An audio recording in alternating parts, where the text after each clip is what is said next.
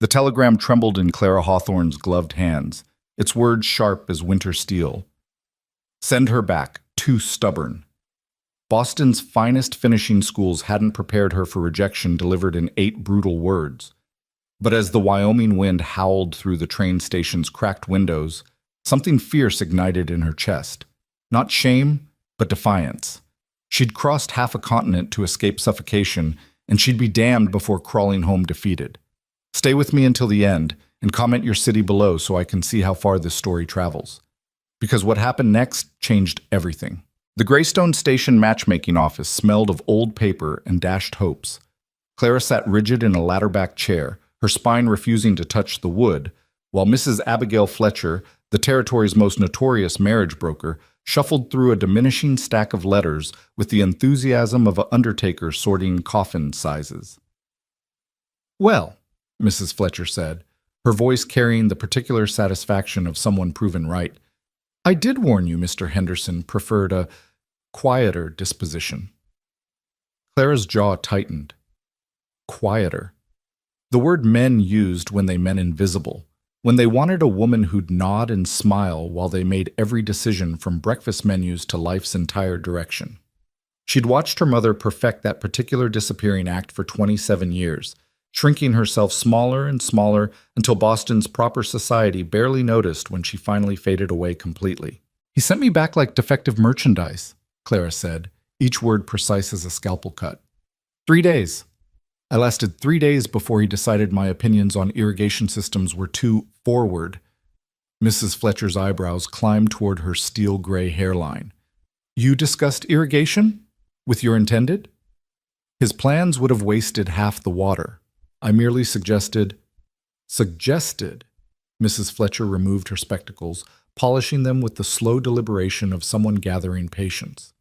"Miss Hawthorne, you've been in Wyoming territory for 1 week. Mr. Henderson has ranched this land for 15 years. Perhaps, and I'm speaking from 3 decades of successful matches, perhaps a bit of feminine deference would have saved me from myself." Clara stood, her traveling dress's bustle swishing with the sharp finality of a closing door. "I didn't cross 1,800 miles to become a decorative silence. If that's what Western men want, they should advertise for porcelain dolls, not mail-order brides." Through the office's frosted window, Greystone's main street stretched like a promise half-kept. False-fronted buildings huddled against the endless Wyoming wind, their weathered wood the color of old bones. Mud churned where the January thaw had begun its tentative work. This wasn't Boston's cobblestones and gas lamps, its suffocating parlors where women spoke in whispers and died by inches. This was raw, honest, brutal in its refusal to pretend, and Clara had exactly $17.32 to her name. "I understand you're disappointed," Mrs. Fletcher said, her tone gentling slightly. "But you must understand there aren't unlimited options. The men who send for brides are often particular, set in their ways. They want helpmates, not equals." "I was going to say complications." Mrs. Fletcher settled back into her chair, the wood creaking under her considerable frame. "Let me speak plainly, since you seem to prefer it. You're educated, well-spoken. You have opinions on everything from water management to women's suffrage. Yes, I heard about your conversation at the boarding house. These aren't necessarily virtues in a frontier wife." Clara moved to the window, pressing her palm against the cold glass. Outside, a woman struggled past with 2 children clinging to her skirts and a third strapped to her back. Her face was weathered beyond her years, but her spine was straight, her stride purposeful. She wasn't fading. She was fighting. "What are my options?" Clara asked quietly. The silence stretched between them, broken only by the office's Franklin stove crackling and the distant sound of someone hammering at the blacksmith's forge. Clara could feel the weight of Mrs. Fletcher's assessment, that calculating stare measuring her worth against an impossible standard. Finally, 1. Clara turned. "I'm sorry. You have one option." Mrs. Fletcher pulled a letter from the bottom of her desk drawer. Not from the stack, Clara noted, but from somewhere it had been deliberately hidden. "I wasn't going to show you this one." "Why not?" "Because Luke Carver isn't like the other men who advertise."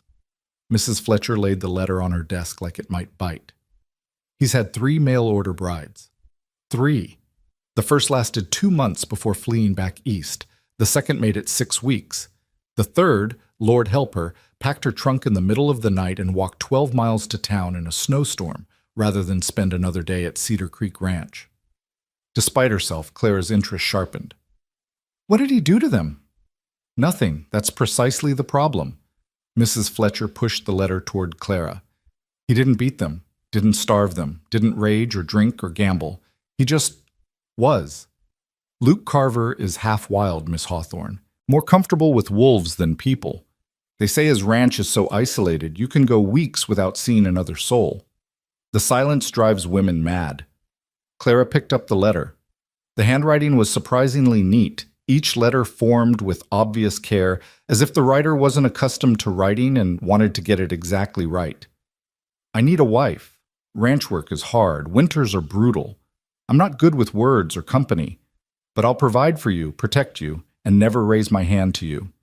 If you can handle isolation and honest work, Cedar Creek Ranch could be a good place. If you need society and soft living, look elsewhere. Don't come expecting to change me. I won't come expecting to change you. L. Carver. Clara read it twice, then a third time. There was something in the blunt words, the absolute lack of poetry or persuasion, that resonated like a tuning fork against her ribs. He sounds lonely, she said. He's impossible. Mrs. Fletcher leaned forward. The other women called him the wolf, said he'd go days without speaking more than necessary, that he'd vanish into the mountains for supplies and leave them alone with nothing but wind and wolves for company. They said it felt like living with a ghost. Or living with someone who doesn't pretend. Mrs. Fletcher blinked. I beg your pardon? Clara set the letter down carefully. Every man I've met, in Boston, on the journey here, even Mr. Henderson with his irrigation follies, they all perform. They put on shows of what they think women want to see. Charm, manners, pretty words that mean nothing. This, she tapped the letter. This is the most honest thing I've read in years. Honest doesn't mean suitable. Neither does charming.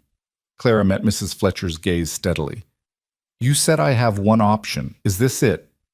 Technically, you have 2. You could return to Boston. No. The word came out harder than Clara intended, sharp enough that Mrs. Fletcher's expression flickered with something that might have been understanding. For a moment, the marriage broker looked less like a stern gatekeeper and more like a woman who'd once made her own difficult choices. Your family? Mrs. Fletcher asked quietly. Clara's fingers found the mourning brooch pinned at her collar. Her mother's, the only thing she'd taken from that suffocating brownstone where her father's disappointment had hung like coal smoke. My mother died teaching me what happens when you spend your whole life being what others need. My father died angry that I refused to learn the lesson. There's nothing for me there except becoming exactly what killed her. The office fell silent again. Outside, the hammering stopped. A dog barked. Someone laughed, a sound bright and free and utterly out of place in Clara's churning thoughts. Cedar Creek Ranch is 40 miles from here, Mrs. Fletcher finally said. The nearest neighbor is 8 miles away. Luke Carver comes to town 4, maybe 5 times a year. He's not cruel, but he's not soft. If you need reassurance or romance or... I need a place I can breathe, Clara interrupted. I need work that matters. I need to be useful instead of ornamental. She picked up the letter again, her thumb brushing over the careful handwriting. If this man wants honesty, I can give him that. If he needs someone who won't shatter from isolation, I've been alone in crowded rooms my entire life. Real isolation might be refreshing. Mrs. Fletcher studied her for a long moment, and Clara forced herself to remain still under that assessment. She knew what the older woman saw. A slender figure in a fashionable traveling dress that was already showing road wear, dark hair pinned in Boston style, hands that had never done ranch work, eyes that held either determination or delusion, depending on your perspective. He won't change, Mrs. Fletcher warned. The others tried. They tried to make him talk more, socialize more, be more. It never works. Luke Carver is exactly what that letter says. No more, no less. Good, Clara said simply. I'm tired of men who promise everything and deliver nothing but disappointment. At least with Mr. Carver, I know exactly what I'm getting. Do you? Mrs. Fletcher's laugh was short and sharp. Miss Hawthorne, you don't know anything. Not really. You're betting your entire future on 9 sentences from a man called Wolfe. Clara thought of Boston, of her father's study where she'd been told repeatedly that her intelligence was unbecoming, of the parlor where potential suitors had smiled politely while their eyes glazed over whenever she spoke about anything more substantial than weather or flowers, of her mother's funeral where she'd stood alone because she'd refused to pretend grief for a marriage that had been a slow murder. When do I leave? She asked. Mrs. Fletcher sighed, a sound carrying 3 decades of women making impossible choices and men creating impossible situations. She pulled out a fresh form, dipped her pen in ink with the resignation of someone who'd seen this story before and knew exactly how it would end. I'll send the telegram today. If Luke agrees, and God knows why he would after 3 failures, he'll come for you within the week. She began writing, her pen scratching across paper with bureaucratic efficiency. You'll need winter supplies, sturdy boots, warmer clothes than that Boston finery. The mercantile can help, but everything's expensive here. How much money do you have? Enough, Clara lied. Mrs. Fletcher's pen paused. She looked up, and in her eyes Clara saw something worse than judgment, pity. Miss Hawthorne, I've done this long enough to know when a woman's running on desperation instead of funds. How much? $17? Jesus, Mary, and Joseph. Mrs. Fletcher set down her pen. That won't even cover decent boots, let alone everything else you'll need. Winter at Cedar Creek Ranch isn't Boston winter. It's different. I'll manage. With what? Pride? But Mrs. Fletcher was already pulling out a ledger, flipping through pages with the efficiency of someone solving a problem she hadn't wanted to care about. All right, here's what we'll do. The mercantile owner, Sam Chen, owes me several favors. I'll arrange credit for essential supplies. And I mean essential, nothing fancy. You can work it off helping me with correspondence and record-keeping before Luke arrives. My arthritis makes writing difficult, and Lord knows I've got 3 months of filing that needs attention. Clara's throat tightened. I can't. You can, and you will, unless you'd prefer to meet your potential husband while wearing inappropriate footwear and freezing to death. Consider it an investment in my professional reputation. Mrs. Fletcher returned to her form. If you die of exposure in the first week, it reflects poorly on my matching services. Despite everything, Clara almost smiled. That's very practical of you. I'm a practical woman, Miss Hawthorne. And speaking practically, you should know one more thing about Luke Carver. Mrs. Fletcher finished writing, blotted the ink, and looked up with an expression caught between warning and something that might have been respect. The reason his other brides left wasn't because he was terrible. It was because he was honest. He told them exactly who he was, never pretended to be anything else, and they couldn't accept that. They wanted to fix him, save him, make him into some romantic notion of a Western hero. And you can't fix something that isn't broken. Luke Carver isn't a project or a romance novel hero. He's just a man who's more comfortable with silence than small talk, who's built a life alone and doesn't apologize for it. Mrs. Fletcher stood, moving to retrieve her coat. If you go to Cedar Creek expecting to change him, you'll end up like the others, running back to civilization within weeks. But if you can accept him as he is, she paused, something unreadable crossing her weathered face. Well, maybe the 5th time's the charm. 5th? You didn't think you were the first I've sent his way, did you? There was one other, years ago, before my time. She lasted 3 days. Mrs. Fletcher pulled on her coat. Come on, let's get you to Sam's Mercantile before I change my mind about this entire fool enterprise. The Greystone Mercantile occupied a long, narrow building that smelled of leather, tobacco, dried goods, and the accumulated dust of 1,000 transactions. Barrels lined one wall filled with flour, sugar, cornmeal, and beans. Shelves climbed to the ceiling, stacked with everything from cast-iron cookware to bottles of patent medicine making impossible promises. Sam Chen stood behind the counter, a compact man in his 50s with graying hair and eyes that assessed Clara with the same calculating precision he probably applied to weighing out nails. Another one, Abigail, he said without preamble. For Carver? Unless you'd prefer she freeze to death and haunt your establishment. Mrs. Fletcher pulled off her gloves. She needs outfitting. Properly. I'm vouching for the cost. Sam's eyebrows rose. You're vouching? For Cedar Creek Ranch?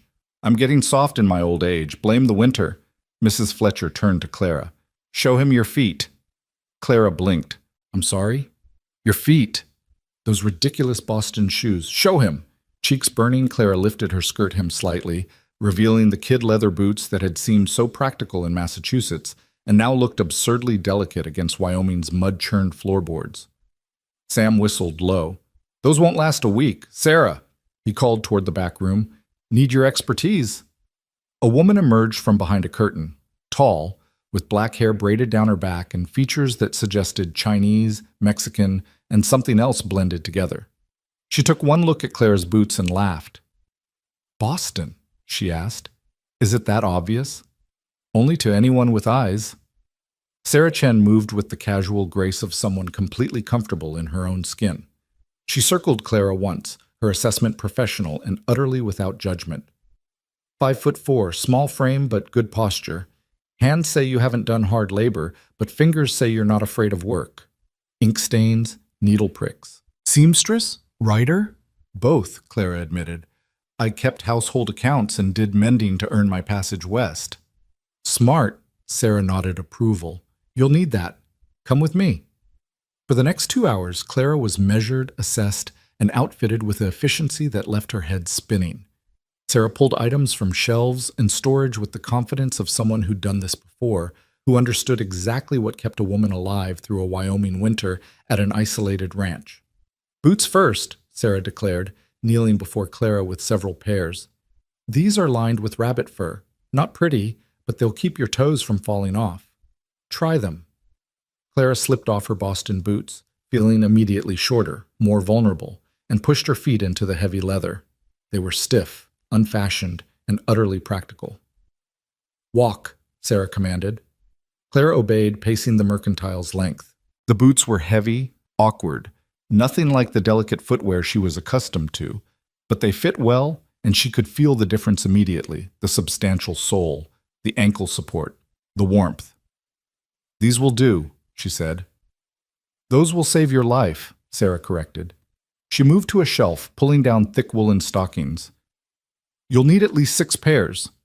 You'll wear 2 pairs at once when it's coldest, and you'll wash them in rotation. Keep them dry. Wet feet out there mean frostbite, and frostbite means losing toes, and losing toes means dying because you can't work or escape if something goes wrong. Clara swallowed hard. Sarah's bluntness was somehow more frightening than Mrs. Fletcher's warnings. This wasn't discouragement. This was survival. What else? She asked quietly. What followed was an education in frontier pragmatism. Sarah assembled Clara's new life piece by piece. Heavy wool skirts, 3 of them dyed practical browns and grays that wouldn't show every speck of dirt. You'll wear these until they're more patched than original fabric, Sarah explained. Then you'll cut them down and keep wearing them. Flannel petticoats, thick enough to stand on their own. Cotton chemises. A canvas work dress that could withstand hard labor. For mucking stalls and butchering, Sarah said matter-of-factly. Don't wear anything you care about for those jobs. A heavy wool coat with a hood lined in sheepskin. Leather gloves. A shawl thick enough to double as a blanket. A knit cap that pulled down over Clara's ears, making her look, she suspected, utterly ridiculous. You'll thank me when the temperature drops below 0, Sarah said, catching Clara's expression. Pride doesn't keep you warm. Then came the practical supplies. A sewing kit with extra needles and sturdy thread. A bar of lye soap. A hairbrush. A tin cup. A pocket knife that Sarah pressed into Clara's palm with unusual gravity.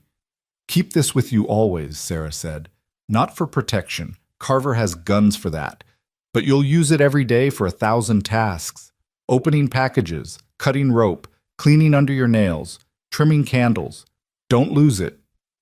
Clara closed her fingers around the knife, feeling the weight of it, the simple utility. In Boston, ladies didn't carry knives. In Wyoming, apparently, survival demanded it. How much? She asked, though she already knew the answer would exceed her meager funds. Sam Chen consulted his ledger, his pen scratching as he tallied. The sound seemed to go on forever. Finally, $43.70. Clara's heart sank, more than twice what she possessed. I'll add it to Abigail's account, Sam interrupted. You can work it off with her. But Miss Hawthorne? He looked up, his expression serious. The women who make it out there aren't the ones who go looking for romance or rescue. They're the ones who understand that survival is the only story that matters. If you're going to Cedar Creek expecting anything else, you'd better speak up now. I'm not expecting anything, Clara said truthfully. Expectations have only ever disappointed me. Sarah laughed, a sharp, approving sound. You might actually make it, Boston. You've got that look. What look? The one that says you'd rather die standing than live kneeling. Sarah began wrapping the purchases in brown paper, her movements efficient. Carver might appreciate that, or he might hate it. Men like him are hard to predict. Have you met him? Once, maybe twice. He comes to town rarely, speaks rarely, leaves quickly. Sarah tied the first package with string. But I'll tell you what I noticed. He's lonely, but he doesn't know it. Or maybe he knows it and decided loneliness is easier than the alternative. Either way, he's built a fortress around himself that most women can't breach. I'm not trying to breach anything, Clara said. I just need a place to be useful. Sam and Sarah exchanged glances, some wordless communication passing between them. Then Sam nodded slowly. That might be exactly what he needs, he said. Someone who wants to work alongside him instead of fixing him. He pushed the ledger aside. The telegram went out this morning. If Carver agrees, he'll come within a week. If he doesn't... Sam shrugged. Well, at least you'll be warm while you figure out your next move, said. 5 days later, Clara stood on Mrs. Fletcher's office porch, watching the horizon where the road from Cedar Creek Ranch emerged between two low hills. Snow had fallen overnight, dusting gray stone and white that would be brown with mud by noon. Her new boots kept her feet warm, her new coat kept the wind at bay, and her heart hammered with something she refused to call fear. He'll either come or he won't, Mrs. Fletcher said from inside, where she sat by the Franklin stove working through correspondence Clara had organized. Luke Carver isn't one for wasted time or sentiment. If he rejected your match, he'd have telegraphed back immediately. Unless he's too isolated to receive the telegram, Clara pointed out. The telegraph office sends a writer. Luke gets his messages, even if it takes an extra day. Mrs. Fletcher appeared in the doorway, holding 2 cups of coffee. She offered one to Clara. You've been standing there for an hour. Come inside before you freeze yourself into a statue. I need to see him coming. Why? Planning to run? The question was asked lightly, but Clara heard the genuine curiosity beneath it. She took the coffee gratefully, warming her gloved hands around the tin cup. I want time to prepare, she said honestly, to make sure my expression doesn't reveal anything I don't want him to see. And what don't you want him to see? Claire considered the question, watching steam rise from her coffee. Desperation, hope, fear. Any of the things that would give him power over me.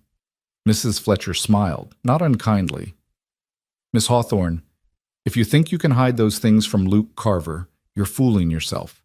He might be more comfortable with wolves than people, but that doesn't make him stupid. He'll see exactly what you're feeling, whether you want him to or not.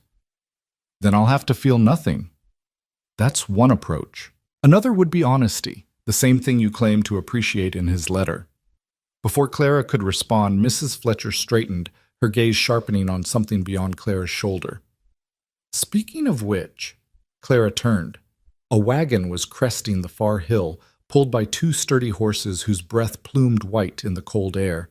Even from this distance she could see the driver, a tall figure in dark clothes, his posture suggesting someone completely comfortable with isolation and travel. That's him, Mrs. Fletcher said unnecessarily. Clara's fingers tightened around her coffee cup. She had perhaps 3 minutes before Luke Carver arrived. 3 minutes to decide what kind of woman she'd be when she met the man who might become her husband. The wagon drew closer. Clara could make out more details now. The horses were well kept, the wagon sturdy but weathered. And the man? Luke Carver sat with the easy confidence of someone who'd made this journey countless times. He was taller than she'd expected, broad-shouldered beneath a sheepskin coat. A wide-brimmed hat shadowed his face, but she could see a dark beard trimmed close. His hands on the reins were large, scarred, the hands of someone who worked with them every day. He didn't hurry, didn't slow, just maintained a steady pace until he pulled the wagon to a stop in front of Mrs. Fletcher's office with the same efficient economy that characterized his letter. For a moment, nobody moved. Luke Carver sat on his wagon, looking at Clara. Clara stood on the porch, looking back. Mrs. Fletcher wisely remained silent. Clara saw sun-weathered skin and lines around his eyes, not from age, but from squinting across vast distances. She saw a strong jaw beneath the beard and eyes that were some indeterminate color between brown and green, the color of pine forests after rain. She saw a man who looked exactly like his letter had sounded, blunt, honest, stripped of pretense, and she saw loneliness so profound it made her chest ache. "You're smaller than I expected," Luke Carver said. His voice was deep, rough from disuse, with none of the polish or performance Clara was accustomed to from men. "You're quieter," Clara replied, refusing to let her voice shake. Something flickered in his expression, surprise, maybe, or approval. He swung down from the wagon with the controlled grace of someone whose body was accustomed to hard physical work. Up close, he was even taller than she'd realized, forcing her to tilt her head back to maintain eye contact. "Mrs. Fletcher says you're stubborn," he said. "Mr. Henderson found me inconvenient. Henderson's a fool who wants a woman who'll nod and smile while he makes the same mistakes his father made." Luke's gaze traveled over her, assessing without being intrusive. "You correct his irrigation plans? They were inefficient. Were you right?" "Yes." The corner of his mouth twitched, not quite a smile, but close. "The other women who came to Cedar Creek wanted to talk, constantly, about nothing, about everything, about their feelings and my feelings, and whether we were connecting properly." He paused. "Can you handle silence?" "I prefer it to empty noise." Now he did smile, just slightly. "Good." He turned to Mrs. Fletcher. "She'll need supplies. Winter stores. I've got credit at Chen's." "Already handled," Mrs. Fletcher said. "Sam Chen outfitted her earlier this week. She's been working off the cost helping me." Luke's eyebrows rose slightly, and he looked at Clara with what might have been respect. "You work fast." "I don't believe in wasting time." "Neither do I." He moved to the wagon, retrieving a battered trunk. "This everything you own?" Clara thought of her cabin trunk, still at the boarding house, holding the remainder of her Boston life. "I have another trunk, clothes, books, personal items." "Books are fine. Anything else you need from town before we leave?" The question was so matter-of-fact, so devoid of ceremony, that Clara almost laughed. No courtship, no flowery speeches or romantic gestures, just, "Do you need anything before we leave?" It was, she realized, exactly what she'd hoped for. "No," she said. "I'm ready." Luke nodded once. "Good. It's a 6-hour drive to the ranch. We'll need to leave soon to make it before dark." He looked at Mrs. Fletcher. "Send the wedding papers to Judge Morrison. We'll handle the formalities when I come to town in March." Mrs. Fletcher's eyes widened. "You're taking her without—" "She came here for a marriage arrangement. I'm agreeing to the arrangement. The paperwork is just paperwork." Luke's gaze returned to Clara, steady and uncompromising. "Unless you've changed your mind." Clara thought about Boston, about her father's house and her mother's grave and the suffocating parlors where women became ghosts. She thought about Mr. Henderson's telegram calling her too stubborn, as if having opinions was a character flaw requiring correction. She thought about Luke Carver's letter with its brutal honesty and complete lack of pretense. "I haven't changed my mind," she said clearly. "Then get your trunk. We're losing daylight." 20 minutes later, Clara sat on the wagon bench beside Luke Carver, her cabin trunk secured in the wagon bed alongside supplies he'd purchased: flour, coffee, dried beans, salt pork, lamp oil. Greystone fell behind them as the horses pulled the wagon onto the rutted road leading into Wyoming's vast emptiness. For the first hour, neither of them spoke. Luke guided the horses with minimal effort, his attention on the road and the country unfolding around them. Clara watched the landscape transform, the scattered buildings of town giving way to rolling prairie, then to rougher country where rock formations jutted like broken teeth and pine forests climbed distant mountains. It was beautiful. Terrible and beautiful and utterly unforgiving. "You're not afraid," Luke said suddenly. Clara turned to look at him. He was still watching the road, but something in his posture suggested genuine curiosity. "Of what?" she asked. "Any of it. The isolation. Me. The 6-hour journey with a stranger." He glanced at her briefly. "The others were afraid from the start. Tried to hide it, but I could see. You're not hiding anything. Would it matter if I was afraid? No. But I'd know you were lying." He returned his attention to the horses. "I don't tolerate lying. Say what you mean, or say nothing." "Fair enough." Clara pulled her coat tighter as the wind picked up. "Then I'll tell you the truth. I'm terrified. Not of you, but of failing. Again. I'm terrified that I'll prove everyone right. That I'm too stubborn, or too opinionated, or too something to make this work. But being terrified has never stopped me before, and it won't stop me now." Luke was quiet for so long that Clara wondered if she'd said too much, revealed too much. Then, "Good," he said simply. "Because Cedar Creek Ranch will test you. The isolation tests everyone. The silence, the winters, the work. If you're already looking for reasons to fail, you will. But if you're determined to make it work," he shrugged, "maybe you will." "That's not very encouraging."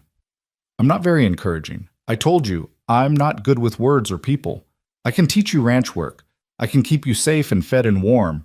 But I can't give you comfort or conversation or whatever it is women usually need from husbands. If that's what you're expecting—" "I'm not expecting anything," Clara interrupted.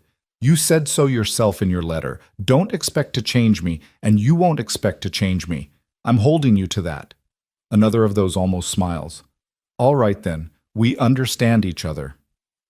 They traveled on as the sun climbed higher, burning off the morning snow until the ground showed through in patches of brown and gray. The road deteriorated from rough to barely existent, marked more by wagon ruts and scattered stones than any deliberate construction. Around midday, Luke pulled the wagon to a stop beside a frozen creek. "Rest the horses," he said, climbing down.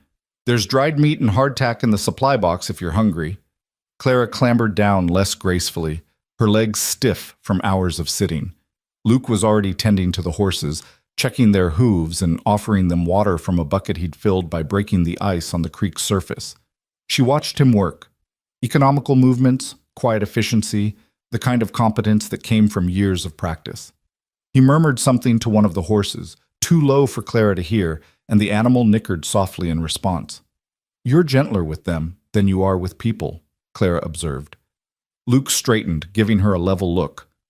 "Horses don't expect things I can't give." "What do people expect that you can't give?" He was quiet for a moment, his hands resting on the horse's neck. When he spoke, his voice was carefully neutral. Comfort. Companionship. The ability to talk about nothing just to fill silence. Romance. He practically spat the last word. The first wife who came to Cedar Creek brought books about romance, stories where men swept women off their feet with pretty words and grand gestures. She kept reading passages aloud, asking if I thought they were beautiful. "What did you say?" "That they were words, just words, meaningless if they weren't backed by action."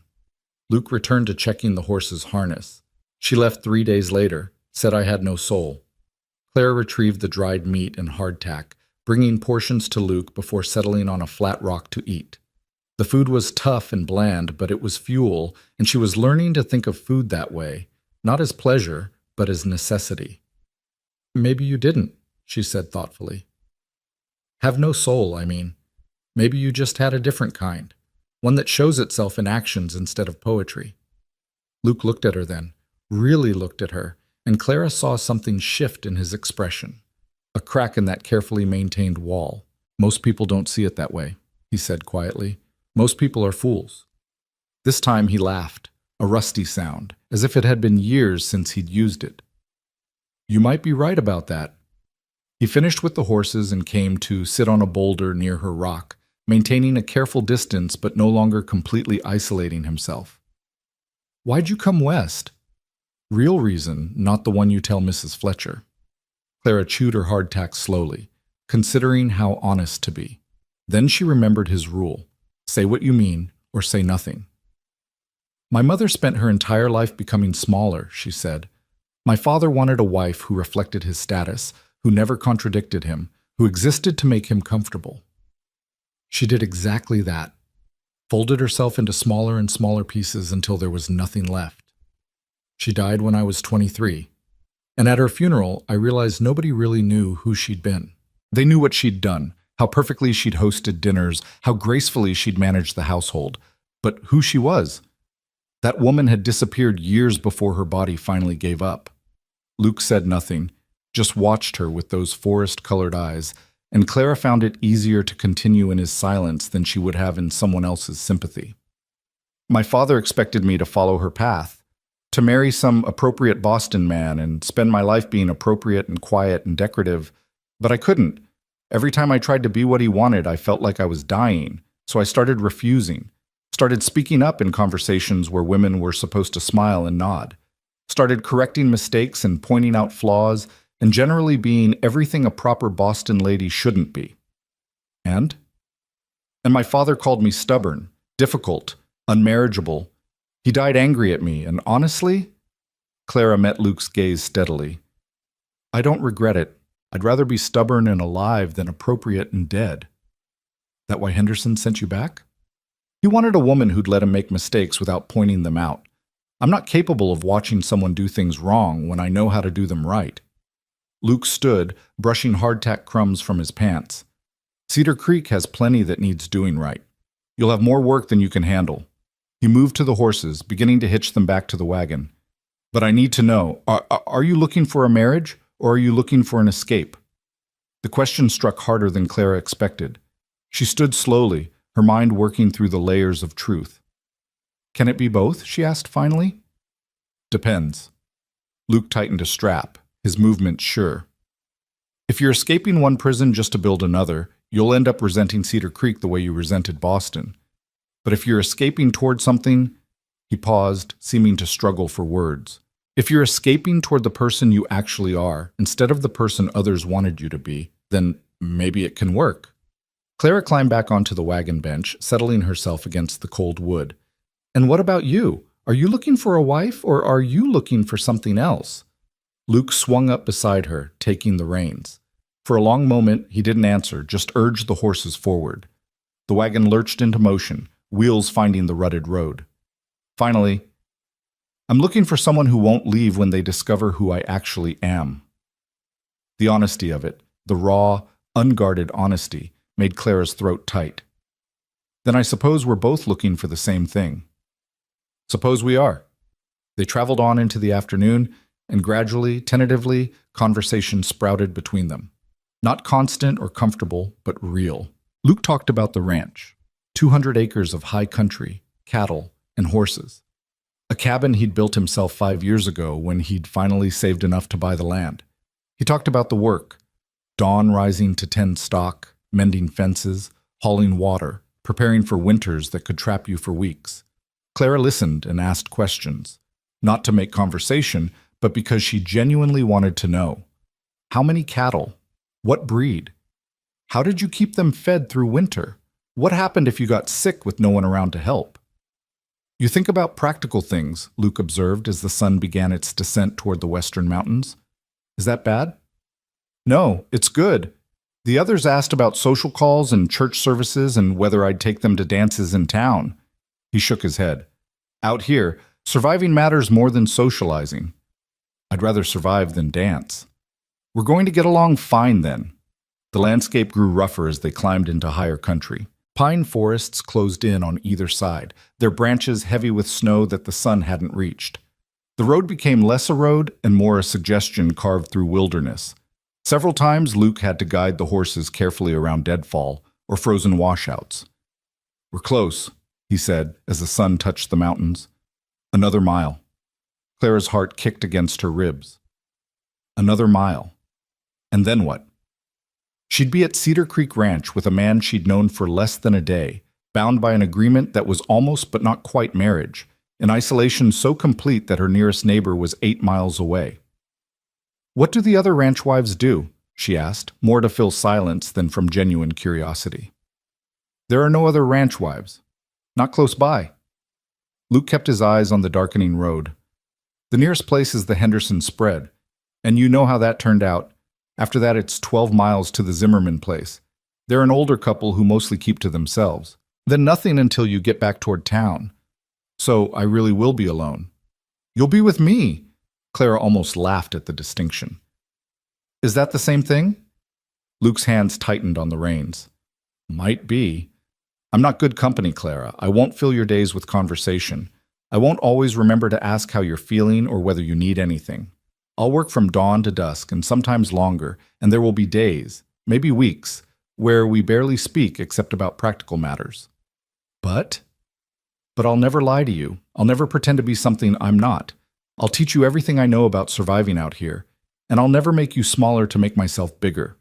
He glanced at her briefly. If that's enough, we'll be fine. If it's not, it's enough, Clara said firmly. I've had enough pretty words and empty promises to last a lifetime. I'd rather have honest silence. Good, because there. He pointed ahead where the trees opened into a small valley. In the fading light, Clara could just make out shapes. A cabin, outbuildings, fenced corrals. Smoke rose from the cabin's chimney. Luke must have banked the fire before leaving, ensuring warmth upon his return. Cedar Creek Ranch, her new home. As they descended into the valley, details emerged. The cabin was larger than she'd expected, built from thick logs with a shake roof. A barn stood behind it, solid and weatherproof. Corrals stretched beyond that, currently empty. Everything was neat, maintained, the work of someone who took pride in keeping things functional. Luke pulled the wagon to a stop in front of the cabin. For a moment, neither moved. Clara stared at the structure that would define her life and felt the weight of every choice that had brought her here settle onto her shoulders. Last chance, Luke said quietly. If you want to change your mind, I'll take you back to town tomorrow. No judgment, no questions. Clara climbed down from the wagon, her new boots finding purchase in the packed snow. She looked at the cabin, at the valley surrounding it, at the vast emptiness stretching in every direction. She thought of Boston, of her mother's grave and her father's disappointment, of Mr. Henderson's telegram and every person who'd ever called her too much or too stubborn or too difficult. She thought of Luke Carver's letter, with its brutal honesty and lack of pretense. I'm not changing my mind, she said. Luke nodded once, then swung down from the wagon. He grabbed her trunk and started toward the cabin. Then welcome to Cedar Creek, Clara. Hope you meant what you said about honest silence. Clara followed him through the door, into the warm darkness, into her new life. And for the first time in years, she felt like she could finally breathe. The cabin's interior smelled of wood smoke and coffee, and something indefinably masculine, leather and work and solitude. Clara stood just inside the doorway, her eyes adjusting to the lamplight Luke had just kindled. The space was larger than it appeared from outside. One main room with a sleeping loft visible above. A stone fireplace dominated one wall, its banked coals already beginning to flare back to life as Luke added fresh wood. A sturdy table with 2 chairs occupied the center of the room. Shelves lined another wall, holding supplies and a surprising number of books. A cast-iron stove stood in the corner, practical and well-maintained. Everything was clean, sparse, but clean. The floor had been swept recently, the dishes stacked neatly on a shelf beside the dry sink. This wasn't the chaos of a man who'd given up on civilization. It was the careful order of someone who understood that survival depended on organization. Loft's yours, Luke said, carrying her trunk toward a ladder built into the wall. I'll sleep down here by the fire. More practical for tending it through the night. Clara watched him climb the ladder with her trunk balanced on one shoulder, his movements easy despite the burden. The loft was a mystery above. She couldn't see what waited up there, but she trusted it would be as practical and clean as everything else. There's fresh water in the bucket, Luke continued, descending the ladder. Privy's out back, 30 feet from the cabin. Take a lantern after dark. We've got wolves, and they're curious about new scents. They won't hurt you if you're careful, but don't surprise them. Wolves. Clara added that to the growing list of things that would have terrified her Boston self and somehow didn't frighten her now. Perhaps because Luke spoke of them matter-of-factly, as simply another fact of life at Cedar Creek, like the weather or the work schedule. What else should I know, she asked. Luke moved to the stove, checking the fire there as well. Cattle are in the near pasture. You'll see them tomorrow. Horses in the barn. We've got 4. The 2 that pulled the wagon, plus a mare and a gelding I use for riding fence lines. You ride? I took lessons in Boston, park riding. Not the same as ranch riding, but it's a start. He straightened, finally looking at her directly. In the lamplight, his face was all plains and shadows, the lines around his eyes deeper than she'd noticed outside. You must be hungry. Real food, not trail rations. I can cook, Clara offered. Not tonight. You've traveled all day. Luke moved to the shelves, pulling down supplies with the efficiency of someone who'd cooked alone for years. Sit, I'll make something quick. Clara wanted to argue. She'd come here to be useful, not to be waited on. But something in Luke's posture suggested this wasn't negotiable. This was his space, his routine, and he needed to maintain some control over it. So she sat at the table, removing her coat and gloves, and watched him work. He moved through the cabin like water finding its course, every motion practiced and economical. Bread from a covered tin, butter from a crock kept cool near the door, dried meat sliced thin, a pot of beans that must have been simmering before he left for town, kept warm at the stove's edge. You cooked before you left, Clara observed. How did you know I'd agree to come? Didn't, but I'd need to eat either way. Luke ladled beans into 2 bowls, added bread and meat to 2 plates. If you'd refused, I'd have had leftovers for the week. He set the food on the table and took the chair opposite hers. For a moment, they just sat there, looking at the simple meal between them. Clara realized this was the first time she'd eaten at a table with a man who wasn't performing. Her father had always used mealtimes for lectures. Mr. Henderson had filled every silence with opinions about his own brilliance, but Luke just picked up his spoon and began eating, content to let the quiet settle around them like snow. Clara followed his example. The beans were surprisingly good, seasoned with salt pork and something else, maybe wild onions. The bread was dense and filling, clearly homemade. The meal wasn't fancy, but it was honest and substantial, and she found herself eating with more appetite than she'd had in weeks. You're a good cook, she said after several minutes. Luke shrugged. It's practical.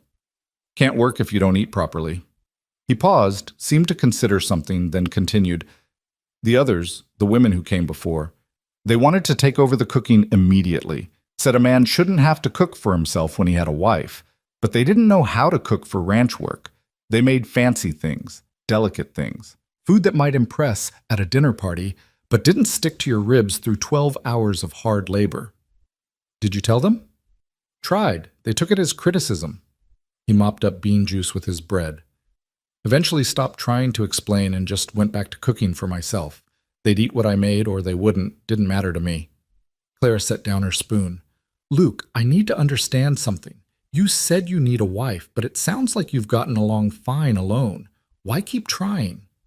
He was quiet for a long time, his gaze fixed on his bowl. Outside, the wind had picked up, whistling through the trees surrounding the cabin. Clara waited, learning already that Luke's silences weren't empty. They were full of thoughts he was carefully sorting before speaking. Loneliness is different than solitude, he finally said. I chose solitude. Chose this life away from towns and crowds and constant noise. But loneliness... He looked up, and Clara saw something raw in his expression. Loneliness creeps in whether you choose it or not. It's waking up knowing you'll speak to no one all day. It's having a thought and realizing there's no one to share it with. It's wondering if you died tomorrow. How long before anyone noticed? The honesty of it struck Clara like a physical blow. This was what Boston's poets tried to capture with their flowery language and never quite managed, the simple, devastating truth of human need. I don't expect romance, Luke continued, or even friendship, really, but I hoped, having another person here might make the silence less heavy, might give the work more meaning than just surviving until the next season. He pushed his empty bowl away. But the women who came wanted me to be different, wanted me to fill their loneliness while ignoring mine. So they left, and I'm still here, and the silence is still heavy. Clara reached across the table, not quite touching his hand, but close enough that he could feel her presence. I'm not here to fix you or change you. I'm here because I understand that kind of loneliness. The kind where you're surrounded by people but still completely alone because none of them see who you actually are. Luke's eyes met hers, and something passed between them, not romance, but recognition. Two people who'd been fundamentally misunderstood, finding someone who might finally understand. Then maybe this will work, he said quietly. Maybe it will. They finished their meal in a silence that felt less empty than it had before. Luke cleared the dishes, refusing Clara's offer to help with the same quiet insistence he'd shown earlier. She watched him work, noting how he washed each dish thoroughly and stacked them precisely on their shelf. This wasn't a man who did things carelessly. "I'll show you around properly tomorrow," Luke said, banking the fire in the stove. "Tonight you should rest. Travel takes it out of you, even if you don't feel it yet." Clara stood, suddenly aware of how exhausted she was. The tension of waiting for Luke to arrive, the 6-hour wagon journey, the constant vigilance of meeting someone new, all of it crashed over her at once.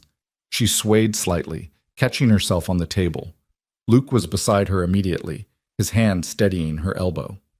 "When's the last time you slept properly?" "The night before Mr. Henderson sent me back." Clara managed a tired smile. "I've been too anxious to sleep well since then." "That was 5 days ago." His voice carried a note of disapproval. "You can't work on no sleep." "I'll sleep tonight." "You will." He guided her toward the ladder, his hand still supporting her elbow. "There's extra blankets in the loft if you need them. Nights get cold up there until the cabin warms through." Clara climbed the ladder, each rung requiring more effort than the last. The loft was small but adequate, with a real bed. Not fancy, but infinitely better than she'd expected. Her trunk sat at its foot. A small window looked out over the valley, currently showing nothing but darkness and stars. Someone had already laid a quilt over the mattress, thick and worn soft with use. "That was my mother's," Luke called up from below. "Only fancy thing in the cabin. She pieced it the year I was born." Clara ran her fingers over the quilt, feeling the careful stitches. The love worked into every seam. This wasn't just fabric. It was history, family, trust. Luke had given her something precious, without ceremony or explanation, and the gesture meant more than any flowery speech could have. "Thank you," she called down. "Welcome." A pause, then, "Good night, Clara." "Good night, Luke." She changed into her nightdress by the light filtering up from below, too tired to care about modesty. The bed was surprisingly comfortable, the mattress stuffed with what felt like straw and dried grass. She pulled the quilt up to her chin and closed her eyes, expecting to fall asleep immediately. Instead, awareness flooded through her. She was in Wyoming territory, in a cabin 40 miles from town, with a man she'd met that morning, about to begin a life so foreign to everything she'd known that it might as well be another country. Below, she could hear Luke moving around, the soft scrape of a chair, the rustle of pages. He was reading, she realized. One of those books from the shelf. The normality of it, the gentle domesticity, somehow made everything real in a way it hadn't been before. This was her life now. This cabin, this man, this vast silence. And for reasons she couldn't quite articulate, that realization didn't terrify her. It steadied her, centered her, made her feel like she'd finally found solid ground after years of standing on shifting sand. Clara pulled the quilt tighter and let herself fall into sleep, her last conscious thought a simple one. "I'm home." She woke to the smell of coffee and the pale gray light of dawn. For a disoriented moment, Clara couldn't remember where she was. The ceiling was wrong, the sounds were wrong, the quality of light was wrong. Then memory flooded back. Cedar Creek Ranch, Luke Carver, her new life. She dressed quickly in the cold air, pulling on one of her new wool skirts and a flannel shirt. Her fingers fumbled with the unfamiliar buttons. These clothes were so different from Boston's fashions, built for function rather than form. But they were warm, and warmth mattered more than appearance out here. Descending the ladder, she found Luke already dressed and moving through the cabin with quiet efficiency. He'd rebuilt the fires, put coffee on to boil, and was pulling on his heavy coat. "Morning," he said, glancing up. "Coffee's ready. Bread and butter on the table. I need to see to the stock. It'll take about an hour. After that, I'll show you around." "I can help with the stock." Luke paused, his hand on the door latch. "You know how?" "No, but I can learn." Something shifted in his expression, that recognition again, that sense of finding someone who understood that competence mattered more than pretense. All right, put on your coat and boots. It's cold, and the work is messy. 10 minutes later, Clara followed Luke through the pre-dawn darkness toward the barn, her breath pluming white in the frigid air. The stars were just beginning to fade, the eastern sky lightening to pale silver. Around them, the valley was utterly silent except for the crunch of their boots in the snow and the distant call of what might have been a coyote. The barn was warmer than outside, but still cold enough that Clara could see her breath. Luke lit 2 lanterns, hanging them from hooks that cast wavering light over 4 stalls, each holding a horse that nickered softly at their approach. "This is Scout," Luke said, stroking the nose of a tall bay gelding. "He's steady, good for long rides over rough country. Next to him is Thunder. The name's a joke. He's the quietest horse I've ever owned. Those are the wagon horses from yesterday. The mare is Rosie, the gelding is Duke." Clara moved closer, letting Rosie sniff her hand. The mare's breath was warm against her palm, her dark eyes curious but gentle. "They need hay and water twice daily," Luke continued, already moving to pitch hay from a stack in the corner. "More if the weather's harsh. Watch their hooves for ice buildup. It'll make them lame if you're not careful. And check under their blankets for rub marks. Cold weather means they're blanketed most of the time, but the blankets can chafe if they don't fit properly." He worked as he talked, demonstrating each task with practiced ease. Clara watched carefully, committing every detail to memory: how much hay to give, how to break the ice in the water trough, how to check a hoof without startling the horse. Luke's teaching style matched his personality: concise, practical, assuming she could understand without excessive explanation. "Your turn," he said, handing her the pitchfork. Clara took it, testing the weight. It was heavier than she'd expected, the handle rough against her gloved palms. She moved to the haystack and tried to replicate Luke's efficient motion: drive the fork in, lift, carry to the stall, deposit into the feeder. The first forkful was manageable. The second made her arms tremble. By the third, she understood why Luke's shoulders were so broad. This was brutal work, repeated day after day, season after season. "Smaller loads," Luke advised, not unkindly. "You'll build strength, but start with what you can manage. Better to take 10 trips than to hurt yourself trying to match what I can lift." Clara adjusted, taking smaller amounts. It took her 3 times as long to finish feeding the horses, but she did finish, her arms burning with effort and her breath coming hard. Luke said nothing, just watched her work and nodded approval when she was done. "Cattle next," he said. The cattle were in a pasture visible from the cabin, about 20 head clustered near a feeding station Luke had set up. They were stocky animals, shaggier than Clara had expected, their breath creating a collective cloud in the cold air. "Herefords," Luke explained, climbing over the fence with a bag of feed. "Hardy breed, good for this climate. They can handle cold that would kill fancier cattle, and they're smart enough to dig through snow for grass when they need to." Clara watched as he distributed the feed, the cattle pressing close with rumbling complaints about breakfast being late. They were larger up close than they'd seemed from a distance, their eyes liquid and surprisingly intelligent. "Can I touch one?" she asked. "That old girl on the end. She's gentle. Just move slow and keep your voice quiet." Clara approached carefully, extending her hand the way she had with the horses. The cow regarded her with mild interest, then allowed Clara to stroke her broad forehead. The hair was coarse, warm, despite the cold, and the animal's size was both intimidating and oddly comforting. "She likes you," Luke observed. "Animals know when someone's afraid or aggressive. You're neither." "Should I be?" "Afraid? No. Respectful? Always. Cattle are usually docile, but they're big and they can hurt you if you're careless." He finished distributing feed and climbed back over the fence.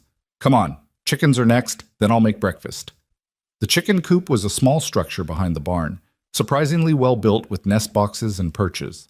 Inside, a dozen hens clucked irritably at the intrusion, clearly displeased that breakfast was being delayed by conversation. "Gather the eggs," Luke said, handing Clara a basket. "Watch out for Gertrude, the red hen in the back. She's territorial about her nest, and she will peck you." Clara moved carefully among the hens, sliding her hands beneath warm, feathered bodies to retrieve eggs. Most of the hens tolerated this indignity with resigned clucks, but Gertrude, true to Luke's warning, made her displeasure known with a sharp peck to Clara's wrist. "Damn," Clara muttered, pulling back her hand. "Told you," Luke said, though she could hear amusement in his voice. "Gertrude rules the coop, even I give her space." By the time they returned to the cabin, the sun had fully risen, painting the valley in shades of gold and silver. Clara's arms ached, her wrist throbbed where Gertrude had pecked her, and she was colder than she'd ever been in her life. But she also felt more alive than she had in years. "You did well," Luke said as they stamped snow from their boots on the porch. "Most people struggle more their first time. I'm stronger than I look. I'm starting to see that." Inside, Luke cooked breakfast while Clara warmed her hands by the fire. He made it look effortless.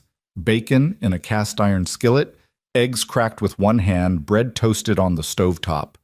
The domestic competence should have looked strange on such a physically imposing man, but instead it seemed natural, just another skill required for survival. They ate together at the table, the morning light streaming through the cabin's small windows. Clara's body was already starting to stiffen from the unfamiliar work, and she knew tomorrow would be worse. But there was satisfaction in the ache, proof that she'd done something real and necessary. "Tell me about the ranch," she said, soaking up bacon grease with her bread. "How did you end up here?" Luke was quiet for a moment, his coffee cup cradled in both hands. "Grew up in Missouri. My father worked for other men's ranches his whole life. Never had anything of his own. Died young from it, just worn out. I decided I'd rather own 5 acres than work 50 for someone else." He stared into his coffee. "Saved for 15 years, worked every job I could find, spent almost nothing. Came to Wyoming Territory in '70 because land was cheap and the cattle industry was growing. Built this cabin myself, bought my first cattle with the last of my savings. And the wives? How did that start? First year was fine. I was too busy to be lonely, but the second winter," he trailed off, his jaw working. "The second winter I realized I was talking to the horses because I needed to hear a voice, even if it was my own. Realized I'd gone 2 months without seeing another person. That's when I understood solitude and loneliness weren't the same thing. So you advertised for a wife." Mrs. Fletcher suggested it. She'd had success matching men and women who wanted practical arrangements rather than romance. Luke set down his cup. "The first woman lasted 2 months. Like I said, she wanted me to be someone I wasn't. More talkative, more social, more interested in her feelings than the cattle. The second one came with ideas about civilizing me. Wanted me to shave the beard, wear better clothes, attend church in town every Sunday. And the third lasted 6 weeks. Left in the middle of the night during a snowstorm. Said the silence was suffocating her, that living with me was like living with a ghost." His voice was flat, carefully emptied of emotion, but Clara could hear the hurt beneath it. She might have been right about that. Clara reached across the table, this time deliberately covering his hand with hers. His skin was rough, scarred, warm. "She was wrong. You're not a ghost. You're just someone who's more comfortable with honest silence than empty words." Luke's fingers curled slightly around hers, a gesture so tentative it made her chest ache. "How long do you think you'll last?" The question should have offended her. Instead, Clara understood it for what it was. Not a challenge, but a genuine question from someone who'd been left too many times to believe in permanence. "I'll last as long as you'll have me," she said simply. "I meant what I said yesterday. I'm not looking for romance or rescue. I'm looking for a place I can be useful and honest and fully myself. If Cedar Creek Ranch can be that place, then I'm not going anywhere. And if it can't, then we'll figure that out together." Clara squeezed his hand before pulling back. "But I'm not running at the first sign of difficulty, Luke. I crossed half a continent to escape people who wanted me to be smaller. I'm not about to give up the first place that might let me be bigger." Something in Luke's expression eased, the tension he'd been carrying since yesterday softening slightly. "All right then. Let's see if we can make this work." He stood, collecting their empty plates. "I need to ride the fence line today, checking for damage from the last storm. You can come with me or stay here. Your choice." Clara didn't hesitate. "I'll come." An hour later, Clara sat astride Rosie, the mare moving with a gentle gait that made park riding seem laughably tame. Luke rode Thunder beside her, His posture relaxed despite the rough terrain. They'd been riding for 30 minutes, following the fence line that marked Cedar Creek Ranch's northern boundary. "See that post?" Luke pointed to a fence post leaning at an odd angle. "Storm damage. Wind probably caught it wrong. We'll need to reset it before spring or the whole section will come down." They dismounted and Luke retrieved tools from his saddlebag: hammer, nails, wire cutters. Clara watched as he examined the damage, his hands moving over the wood with professional assessment. "Can you hold this steady while I hammer?" he asked. Clara grasped the post, bracing it upright while Luke drove stakes to reinforce the base. The impact of each hammer blow jarred through her arms, but she held firm, understanding that her strength mattered here. She wasn't decorative.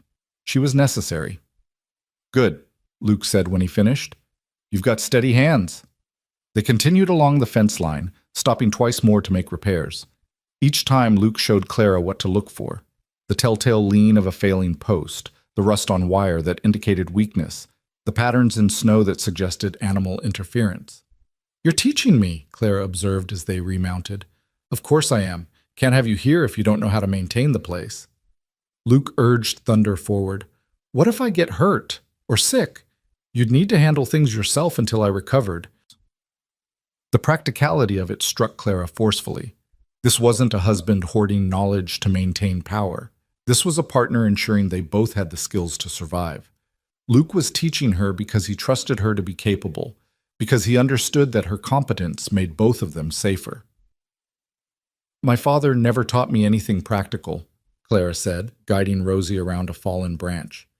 "He said ladies didn't need to know about business or money or how things actually worked, that men would handle those things for us." "How'd that work out for your mother?" "She died not knowing how much money they had or where it was kept. My father had to explain finances to her on her deathbed so she'd understand what I was inheriting." Clara felt the old anger rise, sharp and bitter. She was terrified, not of dying, but of leaving me alone without knowledge of how to manage. "You inherited a small amount, enough to pay my passage west and have a little left over." Clara patted the pocket where she kept her remaining money. "My father's brothers got the house and business. I got enough to be independent, but not enough to be comfortable." Luke was quiet for several minutes, just the sound of hooves and wind and the distant call of a hawk. Then, "Independence matters more than comfort. Comfort can trap you. Independence sets you free." "Is that why you're here? Freedom?" "Partly. Also because I'm not good at taking orders from men stupider than me." A slight smile. "Turns out most bosses don't appreciate being corrected." Clara laughed, a real, genuine laugh that startled a nearby rabbit into flight. "We have that in common, then." They reached the eastern boundary of the property, where Cedar Creek itself ran through a narrow canyon, the water still flowing despite the cold. Luke dismounted and led Thunder to the creek's edge, letting him drink. Clara followed suit with Rosie, standing beside Luke on the rocky bank. "This is where the ranch gets its name," Luke said, gesturing to the cedar trees clustered along the canyon walls. "When I first saw this place, I knew I had to have it. Water, shelter, good grazing, everything I needed. It's beautiful. It's practical. Beauty's a bonus." But his eyes lingered on the canyon, and Clara could see the affection there. This wasn't just land to Luke. It was home in a way Boston had never been home to her. "Tell me something," Luke said suddenly. "Why'd you really leave Boston? Not the version you told Mrs. Fletcher. The real reason." Clara considered lying or deflecting. Then she remembered his rule: say what you mean or say nothing. And she was tired of lying, even small, polite lies that smoothed social interactions. "I was suffocating," she said simply. "Every day felt like drowning slowly. I'd wake up and know exactly how the day would go. The same conversations, the same expectations, the same crushing disappointment that I wasn't enough or was too much, depending on who was judging. I watched other women my age settle into marriages that looked like prison sentences, and I'd rather have died than joined them." "So you ran." "I escaped. There's a difference." "Is there?" Luke turned to look at her directly. "Running is reactive. You're fleeing something. Escaping is active. You're moving towards something better. Which was it?" Clara thought about that day in her father's brownstone 3 weeks after his funeral. The lawyer had read the will. Her uncles had already started planning to sell everything. She'd stood in her mother's bedroom, holding that morning brooch, and realized she had a choice: stay and become a ghost like her mother, or leave and risk becoming nothing at all. Both, she admitted. I was running from one thing and escaping toward another. I didn't know what the another was, but I knew it had to exist somewhere. And now you're at Cedar Creek Ranch with a man you've known for one day, 40 miles from the nearest town. Luke's voice was carefully neutral. Does that feel like escape or just a different kind of prison? Clara looked around at the canyon, the creek, the vast sky stretching endlessly overhead. She listened to the silence, the kind that came from space rather than suppression. She felt the cold wind on her face, sharp and honest, and utterly indifferent to her comfort. It feels like breathing, she said quietly. For the first time in my life, it feels like I can breathe. Luke held her gaze for a long moment, and something passed between them. Not romance, but understanding. Recognition. The kind of connection that came from two people who'd both learned that loneliness in a crowd was worse than solitude in wilderness. Good, he said finally, because breathing matters more than anything else. They remounted and continued riding, the fence line inspection becoming an exploration of the property.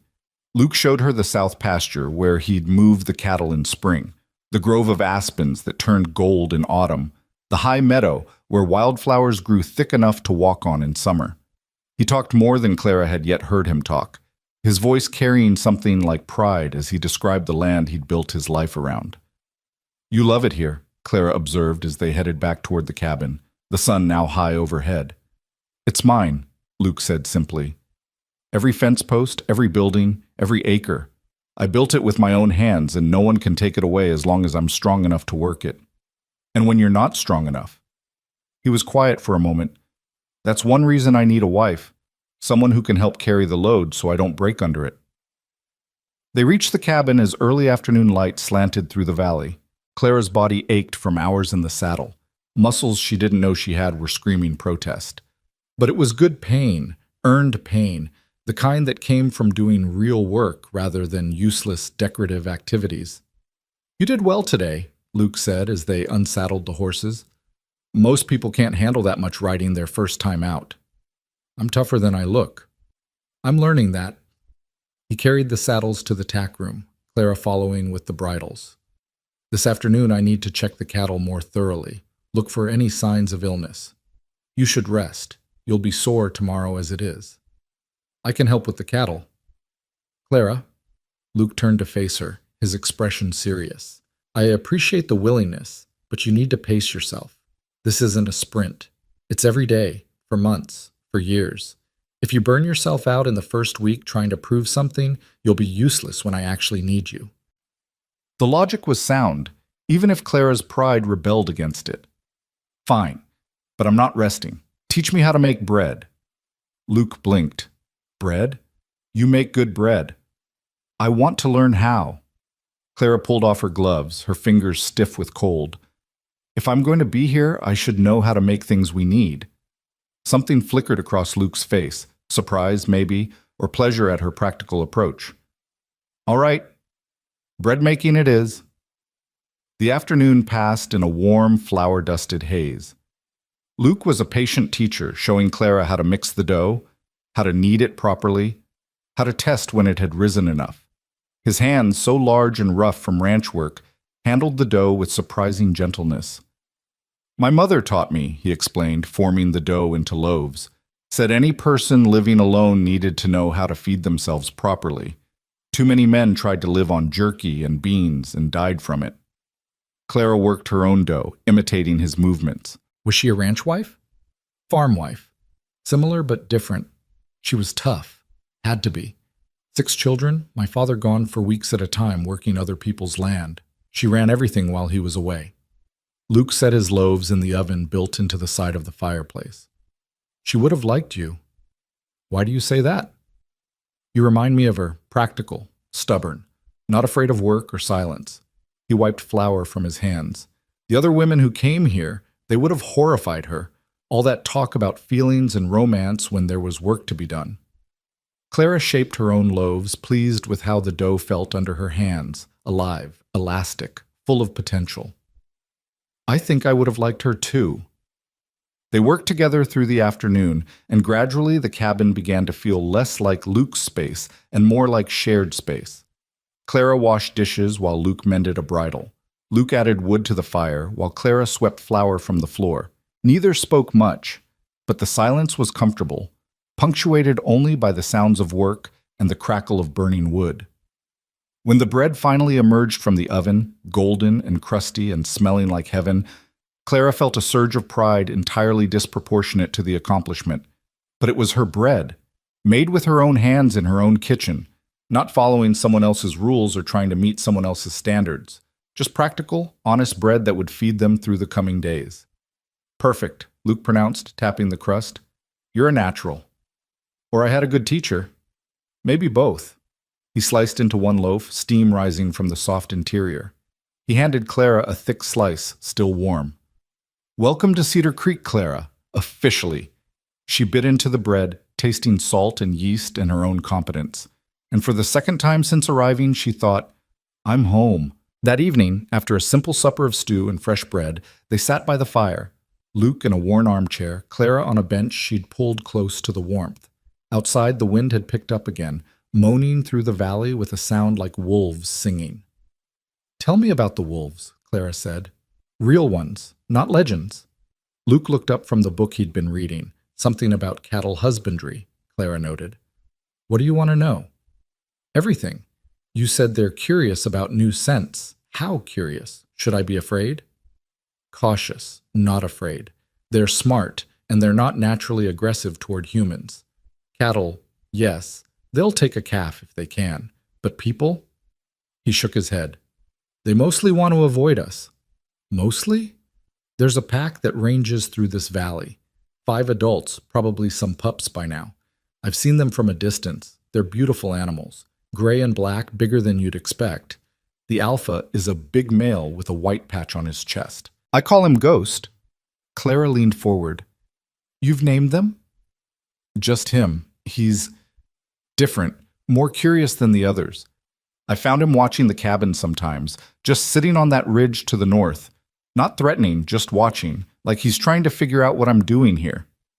Does that bother you? No. Luke set down his book. We're all just trying to survive the winter. Him and his pack, me and my cattle. We've got an understanding. He doesn't take my stock. I don't hunt his family. Has he kept his end of the bargain? Mostly. Lost 1 calf last year, but that was a young wolf, probably not part of Ghost's pack. Could have been a cougar, too. Hard to tell from the kill sign. Luke stood, moving to the window. Come here. Clara joined him, following his gaze out into the darkness. At first she saw nothing but shadows and starlight. Then Luke pointed, and she saw them, eyes reflecting the cabin's lamplight from the ridge he'd mentioned. Not threatening, just watching. That's him, Luke said quietly. Ghost. He's checking you out. Clara stared at the distant eyes, feeling something primal stir in her chest. This was wildness, real and immediate. Not stories or legends, but actual wolves standing less than 100 yards from where she slept. In Boston, this would have been terrifying. Here, it was just another truth about the world she'd chosen. He's beautiful, she whispered. Luke glanced at her with surprise and something that might have been respect. Most people see danger. I see an animal trying to survive, just like us. That doesn't seem dangerous. It seems honest. The eyes disappeared as Ghost moved away, melting back into darkness. Luke turned from the window, his expression thoughtful. You're not what I expected, he said. What did you expect? Someone who'd last maybe a month before demanding I take them back to town. Someone who'd complain about the work and the cold and the isolation. He paused. Someone who'd try to change everything to make it more like what they left behind. I left behind everything I wanted to change, Clara said. Why would I recreate it here? They stood in the quiet cabin, fire crackling, wind singing outside. 2 people who'd been lonely in different ways, finding unexpected kinship in shared silence. I'm glad you came, Luke said finally. I wasn't sure I would be, but I am. I'm glad I came too. He nodded once, then moved back to his chair and his book. Clara returned to her bench, pulling out the mending she'd noticed earlier, one of Luke's shirts with a torn seam. Neither asked permission or announced intentions. They just settled into the evening's rhythm, two people learning to share space without suffocating each other. Later, as Clara climbed to the loft for her second night at Cedar Creek, she paused on the ladder. "Luke?" "Yes?" "Thank you for teaching me today, for trusting me to be capable." He looked up from his book, his face shadowed in the lamplight. "Thank you for being capable. Makes everything easier." Clara smiled and continued up to her loft, to her borrowed quilt and her narrow bed. Through the small window, she could see stars scattered like diamonds across the black sky. Somewhere out there, Ghost was leading his pack through the winter night. Somewhere out there, the world was continuing its ancient patterns of survival and adaptation. And here, in this cabin, Clara was learning to do the same. She fell asleep to the sound of wind and wolves and Luke turning pages below, and dreamed of bread rising and horses running and a life built on honest silence instead of empty words. The third morning dawned with the kind of cold that made breathing painful. Clara woke to frost patterns on the loft window and the distant sound of Luke already moving below. Her body screamed protest as she tried to sit up. Every muscle she'd used yesterday had stiffened overnight into burning knots of pain. Her thighs ached from riding, her arms trembled from pitching hay, even her hands hurt from kneading bread dough. She heard Luke climbing the ladder, his footsteps deliberate on the rungs. His head appeared at the loft's edge, his expression concerned. "Thought you might need this," he said, holding up a tin cup. Steam rose from whatever was inside. "Willow bark tea. Helps with the soreness." Clara accepted the cup gratefully, wrapping her cold fingers around its warmth. The tea was bitter, but she drank it anyway, understanding that this was medicine, not comfort. Luke watched her for a moment, then nodded and descended without another word. By the time she made it down the ladder, moving like an old woman, pride be damned, Luke had breakfast ready.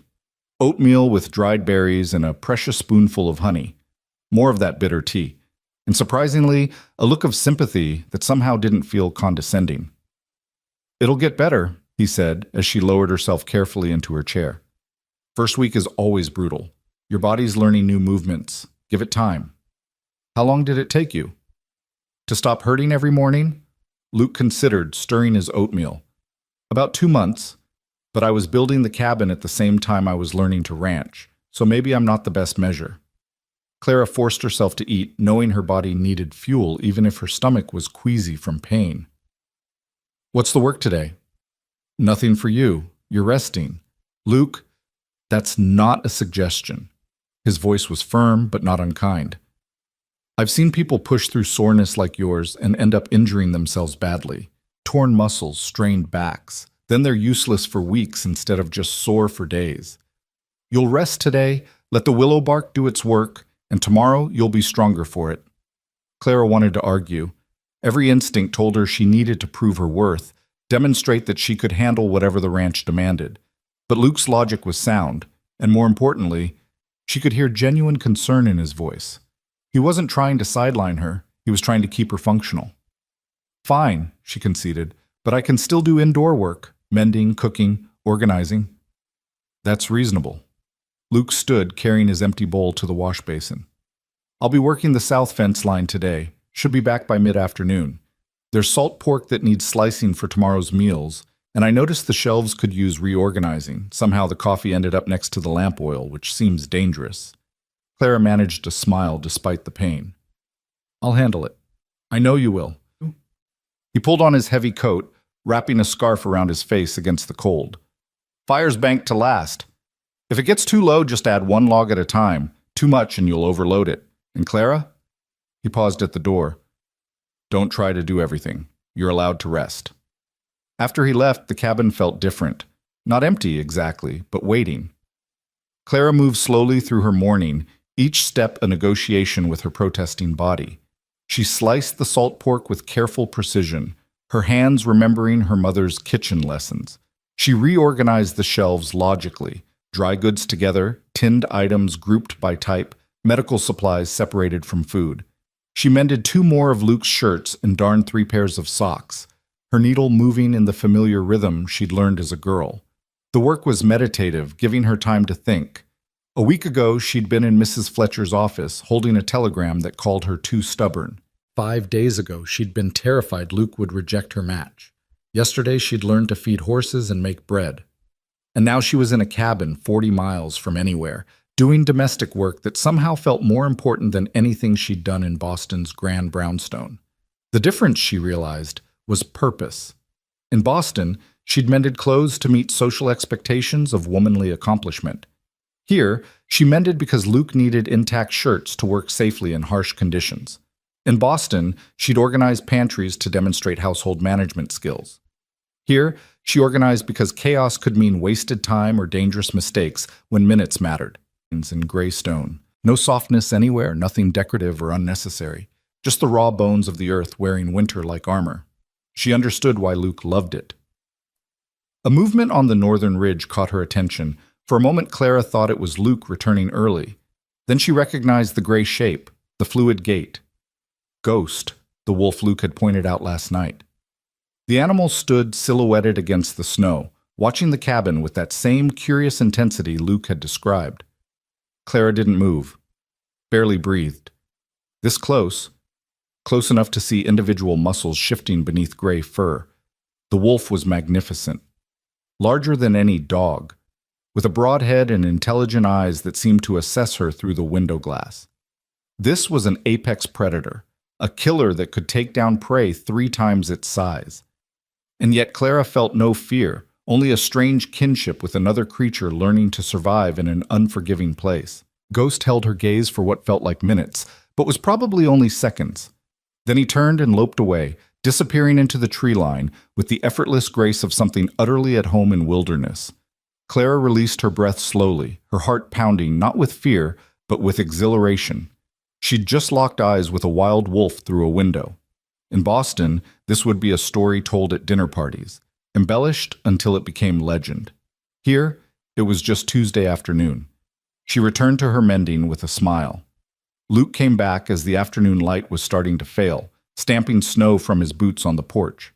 He looked tired, his face reddened by wind, but his eyes brightened slightly when he saw Clara had dinner preparations already underway. "Smells good," he said, hanging up his coat. "Stew. I used some of the vegetables from the root cellar and the salt pork I sliced this morning." Clara stirred the pot. "I hope that's all right. You didn't give me specific instructions about—" "It's fine. Better than fine." Luke moved to the fire, holding his hands toward the warmth. "You don't need my permission for every decision, Clara. This is your home too. Use what we have as you see fit." "Your home too." The word settled around Clara like a warm shawl. She'd lived in her father's house for 27 years and never once felt it was truly hers. She'd been at Cedar Creek Ranch for 3 days, and Luke was already claiming she belonged here. "Ghost came by today," she said, ladling stew into bowls. "Stood on the north ridge watching the cabin for several minutes." Luke took his seat at the table, his expression interested. "He was checking on you, making sure you belonged here." "And does he think I do?" "He didn't attack, so I'd say yes." Luke's mouth twitched with almost humor. "Ghost is particular about who he tolerates in his territory. The third woman who came here, the one who left in the snowstorm, she tried to shoot him. He never came near the cabin again while she was here. The day after she left, he was back on that ridge." Clara sat down across from him, considering this. "So the wolves judge character?" "Better than most people do." Luke began eating, and for several minutes they were quiet. Then he said, "You did good work today. The shelves make sense now, and those shirts have needed mending for weeks." "Thank you." "You don't need to thank me. It's my work, too." "Still worth saying." He met her eyes. The others didn't see it that way. They saw housework as something they were owed appreciation for, like they were doing me a favor instead of contributing to their own survival. Clara thought about the women who'd come before her, trying to understand what had driven them away.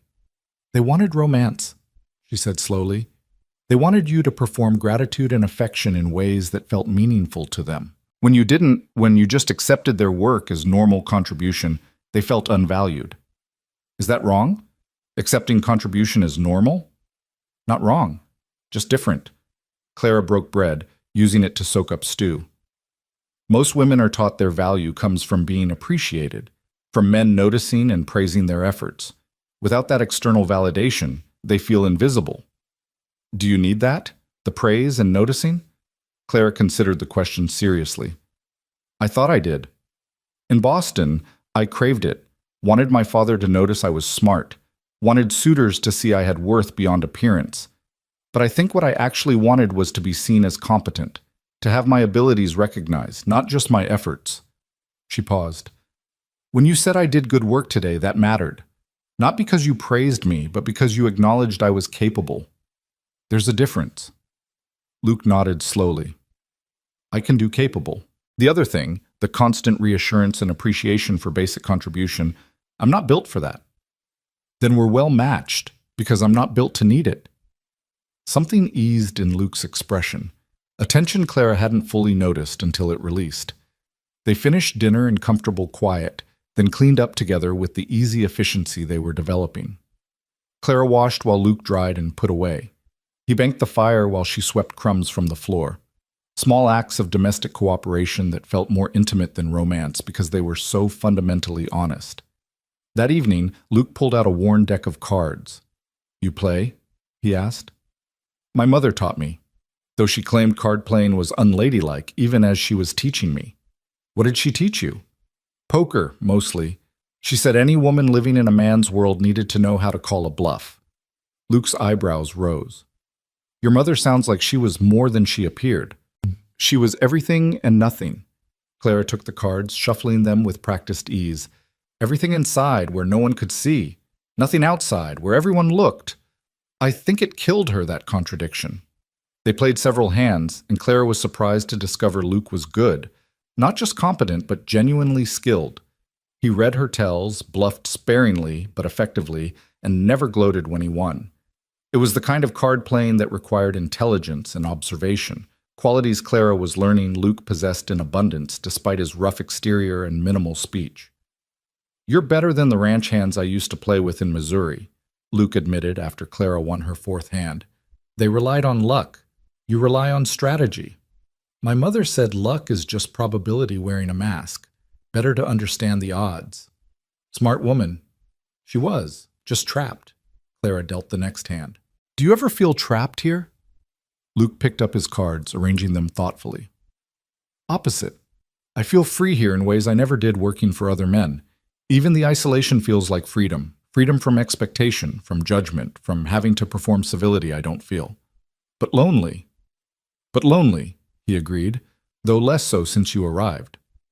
The admission was casual, delivered while studying his cards, but Clara felt its weight. This was Luke offering connection in the only way he knew how, honest and unadorned, without performance or pretense. Less lonely for me, too, she said quietly. They played cards until the fire burned low and Clara's eyes grew heavy. When she finally climbed to the loft, her body still ached, but less viciously than that morning. The willow bark tea and rest had helped, just as Luke said they would. She was learning to trust his expertise, to understand that his years alone hadn't made him ignorant, but rather deeply knowledgeable about survival's practical requirements. The next morning, Clara woke to shouting. She bolted upright, her heart hammering, disoriented by the darkness. Below, Luke was moving fast, his boots hitting the floor with urgent thuds, more shouting. Not Luke's voice, but someone else's, distant and desperate. Clara scrambled down the ladder, still in her nightdress, to find Luke pulling on his coat with grim efficiency. What's happening? Henderson. Luke grabbed his rifle from above the door. Something's wrong with his stock. Stay inside. Lock the door. I can help. Stay inside. His voice was harder than she'd yet heard it, leaving no room for argument. Then he was out the door, moving into the pre-dawn darkness at a run. Clara pressed her face to the window, watching his lantern bob across the valley toward the Henderson property. She could see other lights now, the Henderson house probably, and what looked like their barn. Even from this distance, she could hear cattle bellowing, an urgent, terrified sound that made her skin crawl. Minutes stretched into a quarter hour, half an hour. Clara paced the cabin, torn between obeying Luke's instruction and the desperate need to know what was happening. Finally, she compromised.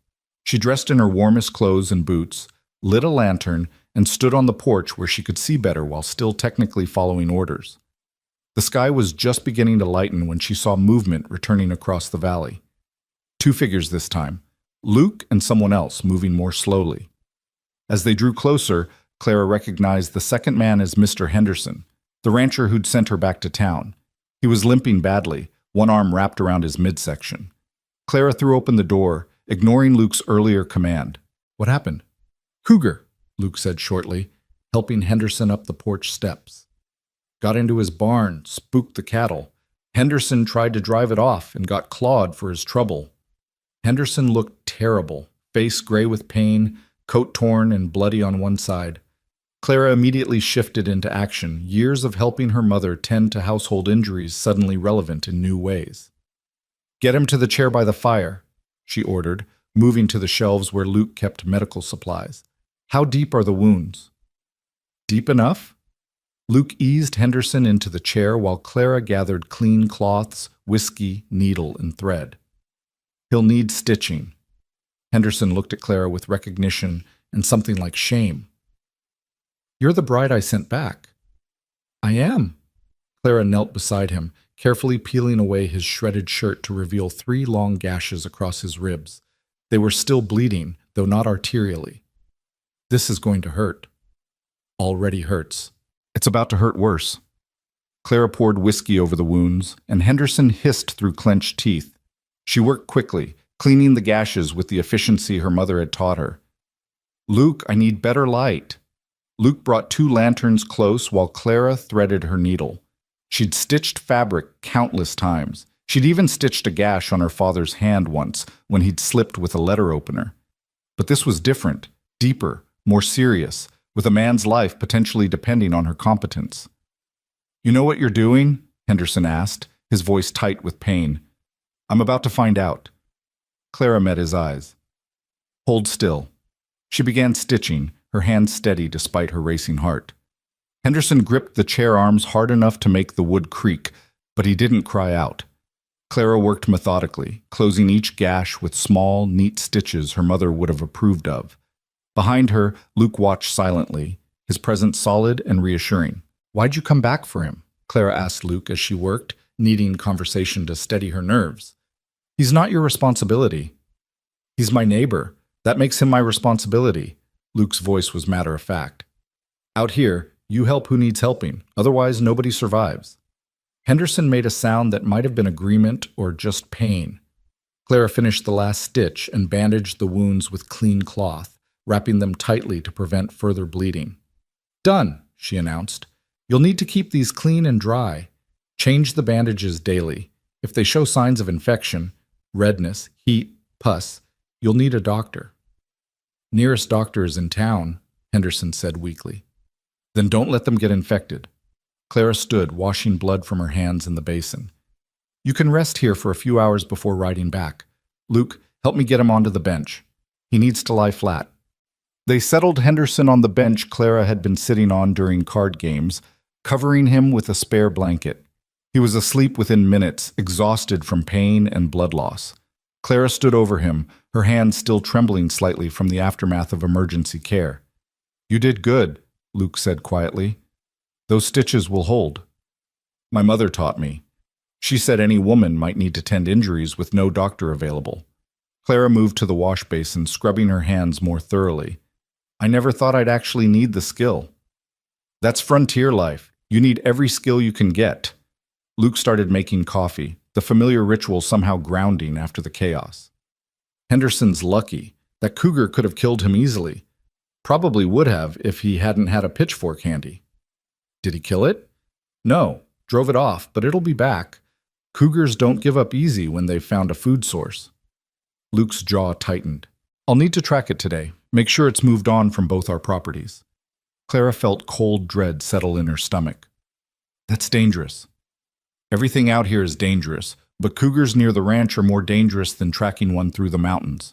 He poured 2 cups of coffee, handing one to Clara. "I'll take the rifle and scout. Be back by nightfall." "I'll come with you."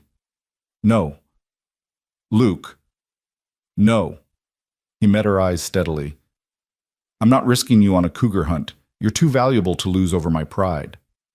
"Then you're too valuable to lose over yours," Clara shot back. "If something happens to you out there alone, then you'll handle the ranch until someone comes to check on us. You know enough now to keep things running for a few days.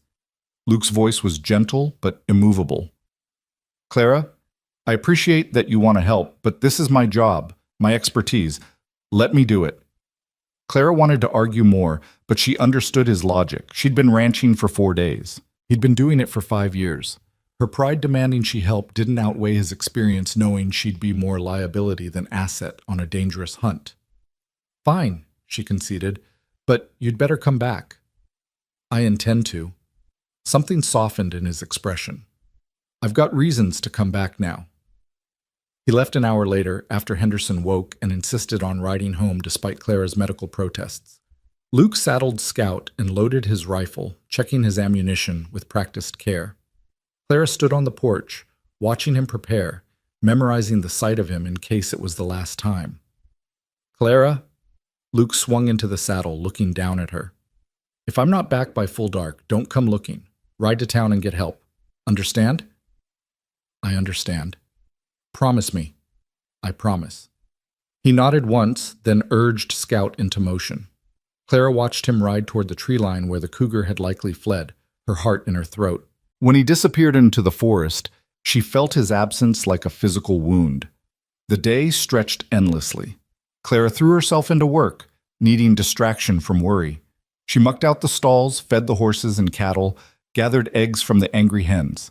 Every task took twice as long as when Luke did it, but she managed, driven by the need to prove she could handle the ranch alone if necessary. By mid-afternoon, she'd done everything she could think of. The animals were fed, the cabin was cleaned, bread was rising for tomorrow. She sat at the table with mending, but her hands were too restless to hold a needle steady. She tried reading one of Luke's books, but the words blurred together meaninglessly. Finally, she just stood at the window, watching the tree line, praying to a god she wasn't sure she believed in. The sun touched the western mountains. Shadows stretched across the valley. Clara lit lanterns, preparing for the possibility she might need to ride for help. She saddled Rosie, just in case. She packed supplies, water, food, extra ammunition for the rifle she barely knew how to use. Full dark arrived. No Luke. Clara stood on the porch, staring into the darkness, trying to decide if she should honor her promise or break it to go searching. Her practical mind said, keep your word. He knows these mountains and you don't. You'll get lost or hurt and make everything worse. Her heart said, he needs you. Go find him. She was still debating when she heard it, hoofbeats moving steadily through the darkness.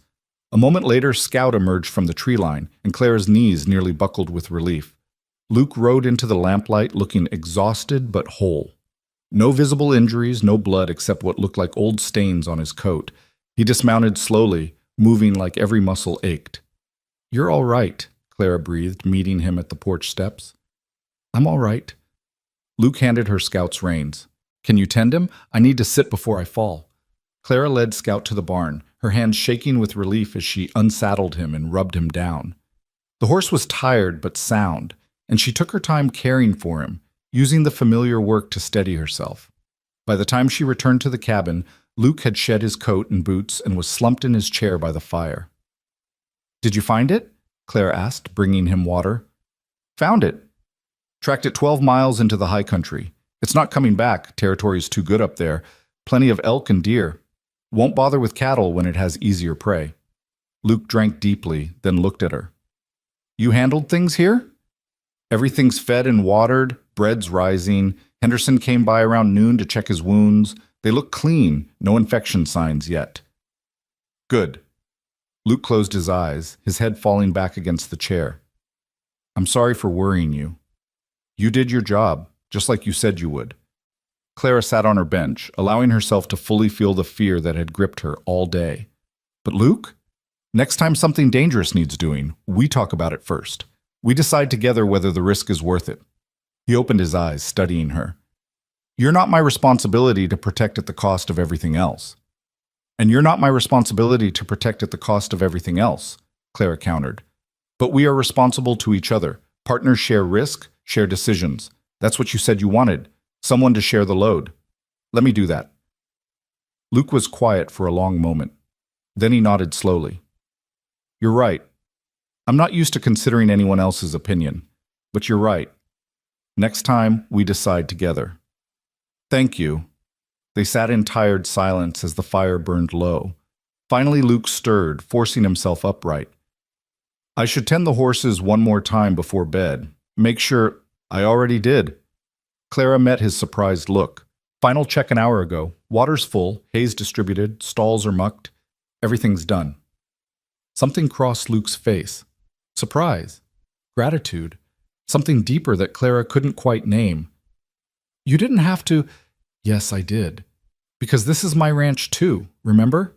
My work, my responsibility. She stood, moving to the ladder. Get some rest, Luke. You've earned it. She climbed to the loft, leaving him by the dying fire. Through the floorboards, she heard him moving slowly, banking the fire, checking the door latch, settling into his bedroll. The sounds of a man who was beginning, finally, to trust he wasn't alone. Clara pulled the quilt, his mother's quilt, up to her chin and listened to the silence. Not empty silence, but the kind that came from shared space and mutual understanding.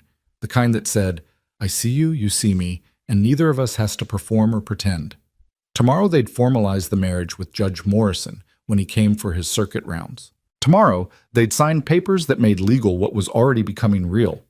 But tonight, Clara understood that the real marriage had already begun, not with romance or ceremony, but with stitching wounds and tracking cougars and trusting each other to handle what needed handling. This was partnership. This was what she'd crossed half a continent to find. And lying in the darkness of her loft, listening to Luke's breathing slow into sleep below, Clara Hawthorne smiled and thought for the third time since arriving. I'm home. The next week passed in a rhythm that felt both new and ancient. Clara's body adapted to ranch work with surprising speed, her muscles developing the specific strength needed for pitching hay and hauling water. Luke taught her to read weather signs, the quality of light that meant snow was coming, the way cattle clustered before storms, the silence that preceded wind. She taught him to appreciate organized storage and hot meals that went beyond pure sustenance. They developed systems, small domestic arrangements that made the work flow more smoothly. Luke woke first and started fires. Clara made coffee while he tended the first round of animal care. They ate breakfast together, planned the day's work, then separated to their tasks. Lunch was quick and practical. Dinner was slower, a time to sit and talk or be comfortably silent, depending on what the day had demanded. Judge Morrison arrived on a Tuesday, riding a bay mare through light snow. He was an older man with a weathered face and kind eyes, the kind of frontier judge who understood law was sometimes less important than justice. Luke, he greeted, dismounting, Mrs. Fletcher said you'd finally taken a wife. Clara Hawthorne, Clara, this is Judge Morrison. Clara shook his hand, noting his assessing gaze. He was measuring her, she realized, trying to determine if she'd last longer than the others. Pleased to meet you, Judge. Come inside. Coffee's hot. They settled around the table while Morrison pulled papers from his saddlebag. This is straightforward. Marriage certificate, property rights documentation since you're joining an established ranch, and witness statements. I'll need both your signatures and then I'll witness and file with the territory when I get back to town. Clara read through the papers carefully, her mother's voice in her head reminding her to always know what she was signing. The language was clear. She and Luke would be legally married with shared property rights to Cedar Creek Ranch. In the event of Luke's death, she'd inherit everything. In the event of her death, he'd maintain ownership as he had before. This is fair, she said, picking up the pen. Luke signed first, his handwriting the same careful script she'd seen in his original letter. Then Clara signed, her own hand steady despite the magnitude of what she was doing. Clara Hawthorne became Clara Carver with simple strokes of ink on paper. Well then, Morrison said, countersigning as witness, by the power vested in me by Wyoming Territory, I pronounce you legally married. Luke, you may kiss your bride. Luke looked at Clara. Clara looked back. Neither moved. Morrison laughed. Or not. Plenty of time for that later. Let me tell you both. I've married 16 couples in this territory. 12 of them were mail order arrangements like yours. Of those 12, 4 have already ended in separation or annulment. Of the 8 remaining, at least 5 are miserable. The couples who last are the ones who understand marriage out here isn't about romance. It's about survival and partnership and honest respect. That's what we're building, Clara said. I can see that. Morrison tucked the papers away. Luke, you're lucky this time. She's got sense and strength. Don't waste it. I don't intend to. Morrison stayed for lunch, sharing news from town and nearby ranches. The Zimmerman place had lost cattle to the early cold. The Henderson spread was recovering from the cougar attack, though Henderson himself was apparently still bitter about the whole situation. Mrs. Fletcher had successfully matched 2 more couples, both of whom seemed reasonably content. She asks about you, Morrison told Clara. Wants to know if you're surviving or if she should expect you back in town by spring. Tell her I'm thriving, Clara said firmly, and I'll thank her properly when we come to town for supplies. After Morrison left, Clara stood on the porch watching him ride away. Behind her, Luke emerged from the cabin, coming to stand beside her. You all right? He asked. I'm married. Clara turned to look at him. Legally, officially, married to a man I've known for 8 days. Having second thoughts? No, just processing. She smiled slightly. In Boston, I'd have had a year-long engagement, months of planning and fittings and social events. Here it's just signatures and coffee with a judge. You prefer one over the other? Clara thought about the Boston weddings she'd attended, the elaborate ceremonies, the expensive gowns, the performances of happiness that often concealed profound unhappiness. She thought about this morning. Simple papers, simple words, simple honesty. I prefer this, she said. This is real. Luke nodded slowly. Then, hesitantly, he reached for her hand. His palm was rough, calloused, warm.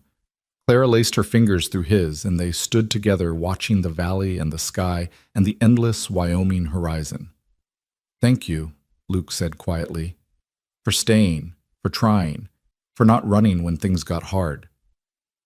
Thank you for letting me be capable instead of decorative. You're more than capable, Clara. You're exactly what this place needed. He squeezed her hand gently. What I needed. They stood in the cold afternoon, 2 people who'd been lonely in different ways, learning that sometimes the best partnerships were built not on passion, but on honest recognition of mutual need and mutual strength.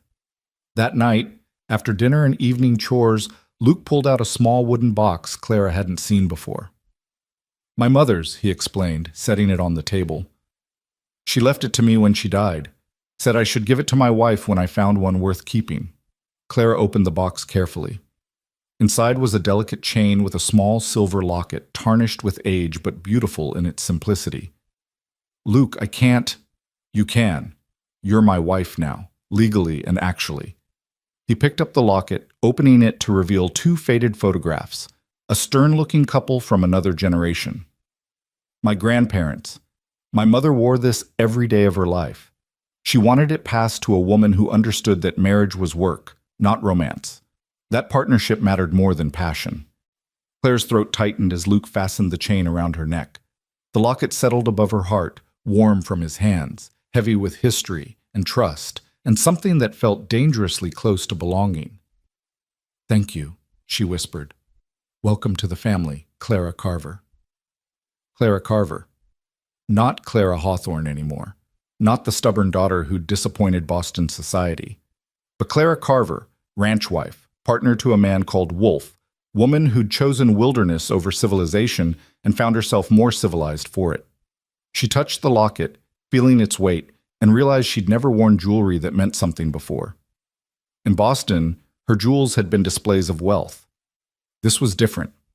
This was inheritance, legacy, trust. This was home. The silver locket became Clara's talisman through the weeks that followed, a constant reminder that she'd chosen this life, and it had chosen her back. She wore it every day, tucked beneath her work shirts where it pressed cool against her skin during morning chores and warmed gradually through the day's labor. Sometimes she'd catch Luke looking at it during meals, his expression carrying something soft that he'd never quite put into words. She didn't need him to. The fact that he'd given her his mother's most precious possession said everything his limited vocabulary couldn't. Winter deepened across Cedar Creek Valley with a fury that made Boston's cold seem like gentle suggestion. The temperature dropped so low that water left outside froze solid within minutes. Snow fell in waves, sometimes light dustings that melted by noon, other times blizzards that buried fences and trapped them inside for days. Clara learned to read the sky with the same attention she'd once given to Boston's social calendars, understanding that survival depended on anticipating weather's moods. During one particularly vicious storm, they were confined to the cabin for 3 days straight. Clara worried the isolation would feel suffocating, that Luke's silence would become oppressive in such close quarters. Instead, she discovered a strange comfort in the forced proximity. They developed a rhythm that required few words, Luke maintaining the fires while Clara managed their limited food supplies, stretching meals to ensure they'd last if the storm continued. They worked on separate tasks in comfortable silence, occasionally sharing observations about the wind's direction or the snow's density, small practical exchanges that felt more intimate than poetry. On the second night of confinement, Clara was mending by lamplight when Luke suddenly spoke from his chair. "Tell me about your mother." Clara's needle paused mid-stitch. Luke rarely asked personal questions, preferring to let information emerge naturally over time. The directness of it caught her off guard. "Why?" she asked, not defensively, just curious. "You mention her often. Little things, how she taught you to stitch wounds, to read weather in people's faces, to call bluffs. She sounds like she was more than the ghost you described." Luke set down the harness he'd been mending. "I want to know who she actually was." Clara set aside her mending, gathering her thoughts. Outside, wind shrieked around the cabin's corners, but inside the fire crackled warmly, creating a small pocket of safety against the storm. "Her name was Eleanor," Clara began. "Eleanor Blackwood, before she married. She came from a good family, not wealthy, but respectable, educated, which was unusual for her generation. She could read Latin and Greek, understood mathematics, had opinions on everything from politics to philosophy." Clara smiled sadly. "My father courted her because she was beautiful and accomplished. He married her because she made him look sophisticated, and then he spent 28 years systematically crushing everything that made her interesting." "How?" Luke's voice was quiet but intent. "Small cuts, mostly. Dismissing her opinions in company, redirecting conversations when she showed too much knowledge, telling her that men preferred women who listened rather than spoke. She tried to fight it at first. I remember being very young and hearing them argue behind closed doors. But eventually she just stopped. Stopped arguing, stopped offering opinions, stopped being visible." Clara touched the locket at her throat. "She saved all her real self for private moments with me, teaching me things my father would have disapproved of, warning me not to make her mistakes." "But you almost did," Luke observed. "You said you nearly let Boston society shape you the same way." "I tried to be what they wanted, spent years trying." Clara picked up her mending again, needing her hands occupied. "But I couldn't manage it. Every time I forced myself to be quiet in a conversation, I felt like I was drowning. Every time I pretended to be less intelligent than I was, something inside me screamed. I kept thinking of my mother, of how she'd looked in those final years, like a faded photograph of herself. I couldn't become that." Luke was silent for a moment, his gaze distant. "My mother was the opposite. Never quiet, never small. My father tried once to tell her women shouldn't have opinions about ranch management, and she laughed in his face. Told him she'd been running that ranch since she was 12 and he'd do well to listen to someone with more experience." A slight smile crossed his face. He never made that mistake again. "You loved her very much." "I did. Still do, I suppose, even though she's gone." Luke stood, moving to add wood to the fire. "She would have liked you, would have appreciated that you're not afraid of work or silence, would have respected that you left Boston rather than let it kill you slowly." "I wish I could have met her." "Me too." Luke returned to his chair, but instead of picking up his mending, he just sat looking at Clara. "You remind me of her in some ways. Not appearance. She was tall, broad-shouldered, built for hard work. But the spine, the refusal to be made small, the way you face problems head-on instead of hoping they'll resolve themselves." Clara felt warmth spread through her chest that had nothing to do with the fire. "That might be the nicest thing anyone's ever said to me." "It's just truth." Luke's voice was matter-of-fact, as if he'd simply observed weather patterns rather than offered profound compliment. You're strong, Clara. Stronger than you probably know. The storm finally broke on the fourth day, leaving the valley buried under 3 feet of fresh snow. Digging out became a monumental task that consumed days of brutal labor. Clara and Luke worked side by side, shoveling paths to the barn, the chicken coop, the cattle feeding stations. Clara's arms screamed protest, her back ached, and her face burned from windburn despite the scarf she kept wrapped around it. But she pushed through, driven by Luke's steady example and her own stubborn refusal to be the weak link. "How did you manage this alone?" she gasped during a brief rest, her breath clouding white in the frigid air. "Took twice as long. Sometimes I just tunneled to the animals instead of clearing full paths. Did what was necessary, nothing more." Luke leaned on his shovel, surveying their progress. "Having you here makes everything easier. We've cleared in 2 days what would have taken me 5 alone." "Partnership," Clara said, echoing the word he'd used before. "Partnership," Luke agreed. That evening, as they thawed by the fire with coffee that had never tasted better, a howl rose from the northern ridge. Clara recognized it immediately. Ghost, calling to his pack. Within moments, other voices joined him, creating a chorus that was both eerie and beautiful. "They're celebrating the storm's end too," Luke said, moving to the window. "Easier hunting now. Deer will be struggling through deep snow, vulnerable." Clara joined him, watching the ridge where she knew the wolves gathered, even though she couldn't see them through the darkness. "Do you think they know we're here? Really know, I mean. Not just that the cabin exists, but that we're inside?" "Ghost knows." Luke's voice carried certainty. "He's been watching closer lately. Curious about you, probably, trying to figure out if you're different from the others who came and left." "How would he know I'm different?"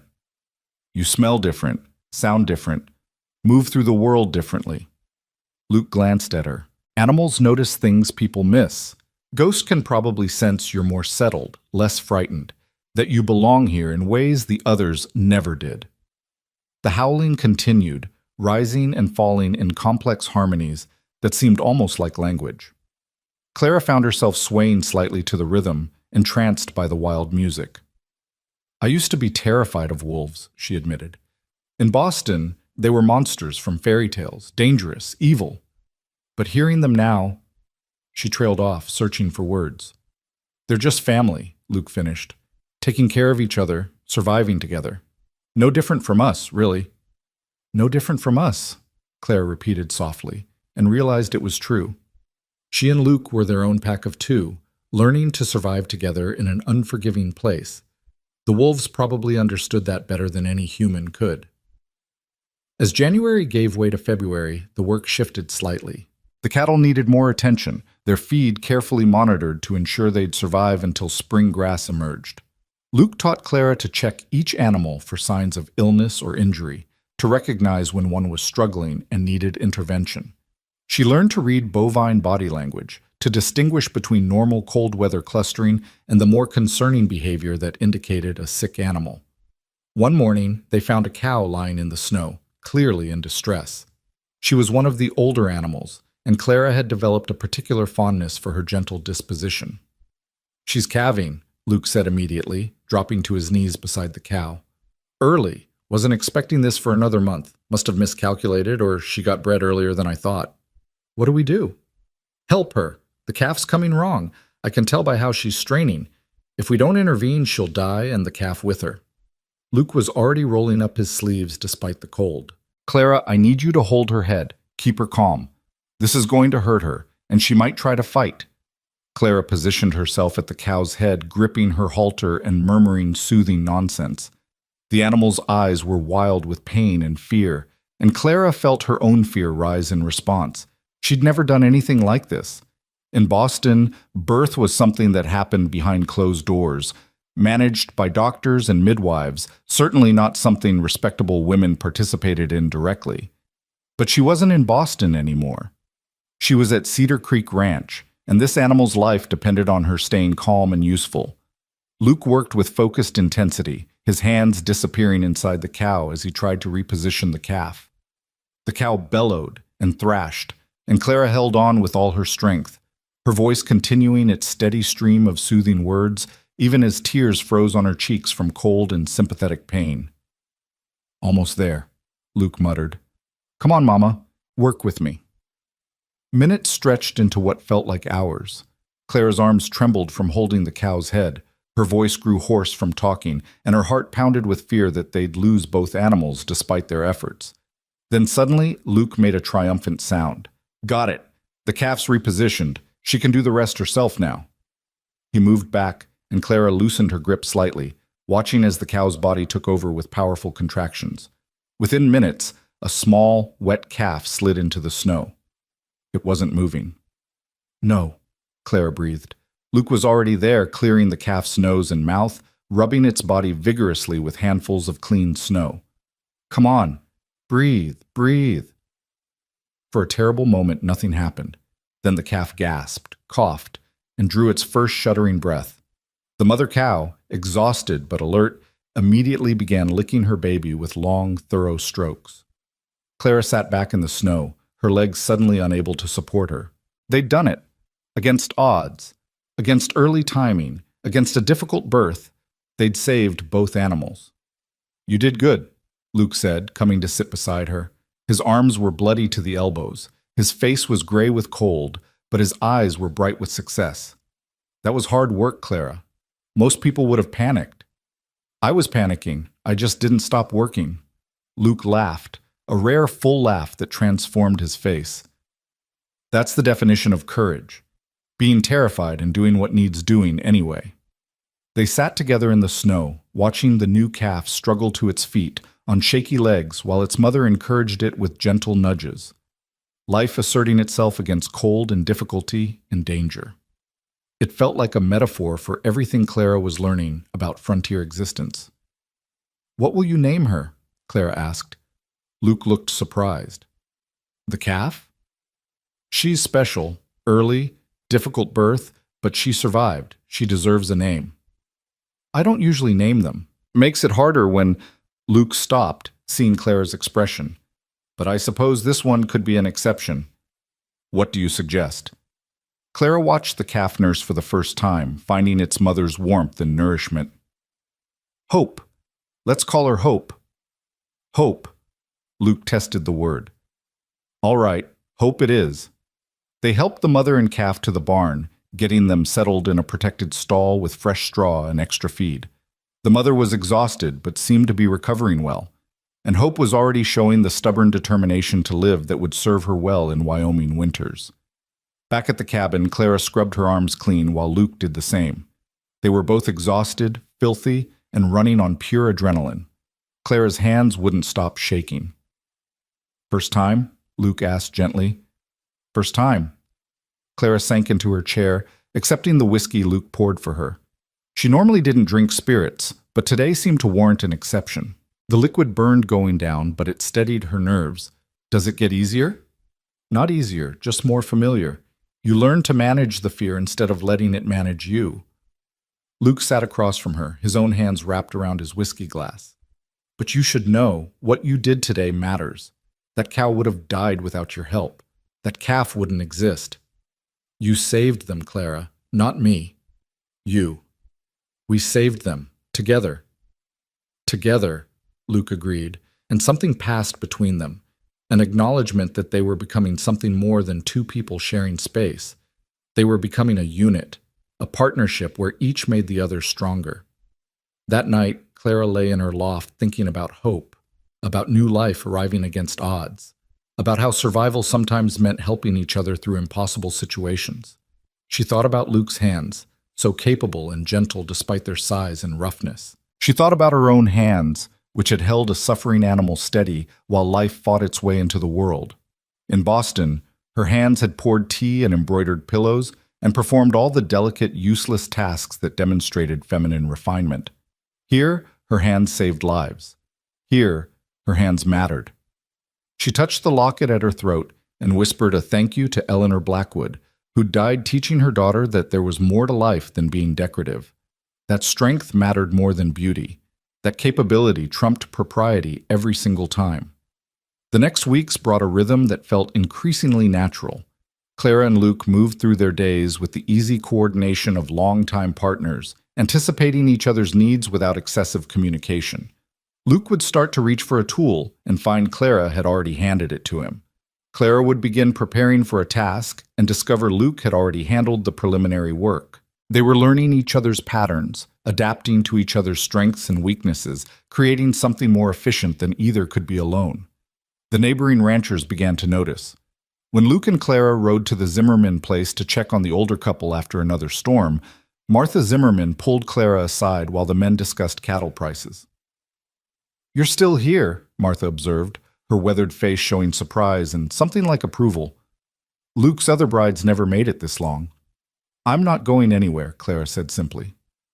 "Good. That man needs someone with spine."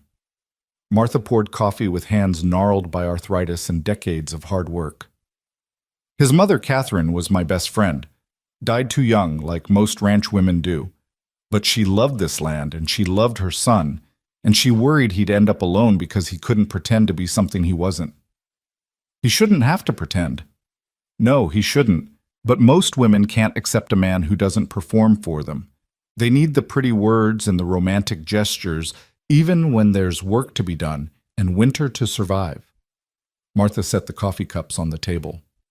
Catherine used to say Luke needed someone who understood that love shows itself in actions, not words. Someone who'd see how he sharpened her knives without asking, or how he'd saddle her horse before she mentioned riding, or how he'd save her the last bit of sugar even when he wanted it himself. Clara thought about all the small things Luke did, banking the fire so she'd wake to warmth, setting aside the softest blanket for her use, making sure the coffee was hot when she came in from morning chores. Things he never mentioned or called attention to, just quiet acts of care woven into daily routine. "I see it," Clara said quietly.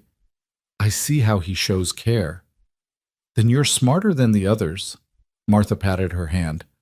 "Hold on to that man, Clara. Hold on to this life. It's hard, but it's honest. That's worth more than all the romance in the world." The conversation stayed with Clara as they rode home through the afternoon cold. She glanced at Luke beside her, his profile stark against the white landscape, and felt a surge of something she couldn't quite name. Not love, exactly. Not yet. Maybe never in the theatrical way Boston romantics would define it. But something deeper and more durable. Respect. Trust. Affection built on competence and honesty rather than performance. "Martha says you're like your mother," Clara said, breaking their comfortable silence. "In what way?" "You show care through actions instead of words." Luke was quiet for several strides of the horses. "Words are easy. Actions cost something. If I'm going to care about someone, I want it to cost me. Want them to know I'm choosing to make their life easier even when it makes mine harder. Like getting up early to start the fires so I wake to warmth." He glanced at her surprised. "You notice that?" "I notice everything you do, Luke. The way you save me the last of the butter. The way you always take the worst cut of meat so I get the better one. The way you mended my good skirt when I tore it, even though you claim not to be good at sewing." Clara smiled. "You show care in 100 small ways every day. I'd be blind not to see it." Luke's hands tightened on the reins, and Clara could see the muscles in his jaw working. When he finally spoke, his voice was rough. "No one's ever noticed before. The others, they wanted grand gestures. Flowers when there weren't any flowers to pick. Poetry when I don't know poetry. They wanted me to say I loved them, even when love wasn't what we had. But the small things, the daily things, those didn't matter to them. They mattered to me." Clara urged Rosie closer until her leg brushed against Luke's. "They matter more than all the poetry in the world." They rode the rest of the way home in silence, but it was a different quality of silence than before. Charged with acknowledgement and understanding, with feelings neither of them had words for but both recognized in the other. That evening, Luke did something he'd never done before. After dinner, after evening chores, after their usual quiet routine, he stood from his chair and extended his hand to Clara. "Dance with me," he said. Clara blinked in surprise. "There's no music." "Don't need music, just need to hold you." His voice was gruff, almost embarrassed, but his hand remained steady. "You said actions matter more than words. This is me showing you what I don't know how to say." Clara took his hand and let him pull her to her feet. There was no music, No proper dance floor, just worn wooden planks and the crackle of fire, and two people learning to move together. Luke's hand settled at her waist, large and warm. Clara's hand found his shoulder, feeling the solid muscle beneath his shirt. They swayed in the lamplight, not really dancing, just holding each other and moving slightly to a rhythm only they could hear. "I'm not good at this," Luke murmured. "You're perfect at this," Clara corrected. They moved together as snow began falling outside, as wind sang around the cabin's corners, as the fire burned low and warm. No words passed between them, because none were needed. This was communication of a deeper kind, bodies learning trust, boundaries softening, walls coming down one brick at a time. When they finally separated, Luke didn't let go of her hand immediately. He stood looking down at her, his expression carrying something vulnerable and uncertain. "Clara, He stopped, struggling with words he'd never been good at forming. "What I mean is—" Clara rose on her toes and kissed his cheek, just a brief press of lips against rough beard. "I know, I feel it too." Relief flooded his face. "You do?" "Yes. We don't need to name it or define it or rush it. We just need to keep doing what we're doing, building something real, something honest, something that matters." Luke nodded slowly, then surprised her by pulling her into a proper embrace, his arms wrapping around her completely. Clara melted into it, resting her head against his chest and hearing the steady thump of his heart. This was safety. This was home. This was everything Boston's grand romances had promised and never delivered. They stood holding each other while the fire died to embers and the night deepened around them. Two people who'd been lonely in different ways, finding that sometimes the best love was the kind that grew slowly from respect and partnership, rather than exploding fully formed from passion. Finally, reluctantly, they separated. Luke banked the fire while Clara checked the door and windows. They moved through the evening routine one final time, but something had shifted. A wall had come down. A bridge had been built. "Good night, Clara," Luke said as she climbed the ladder. "Good night, Luke." She paused halfway up, looking back at him. "Thank you. For the dance. For showing me instead of telling me. Thank you for seeing it. For understanding what I don't know how to explain." Clara continued to her loft and settled under the quilt, touching the locket that had brought her into this family. Below, she could hear Luke settling into his bedroll, the familiar sounds of him preparing for sleep. But tonight, those sounds carried new meaning. Tonight, they weren't just two people cohabitating out of practical necessity. They were becoming something more. And Clara, lying in the darkness with a smile on her face, thought about how she'd crossed 1,800 miles expecting nothing and found everything that mattered. March arrived with false promises of spring that turned into brutal late-season storms. During one particularly bad week, the temperature plummeted and stayed below zero for days. The cattle suffered despite Luke and Clara's best efforts, and they lost 2 head to the cold. Luke took it hard, his jaw tight with self-recrimination as they buried the animals in ground so frozen it took hours to dig adequate graves. "I should have moved them to better shelter sooner," he said, his voice flat with exhausted guilt. "Should have anticipated how bad it would get." "You can't control the weather, Luke. We did everything we could."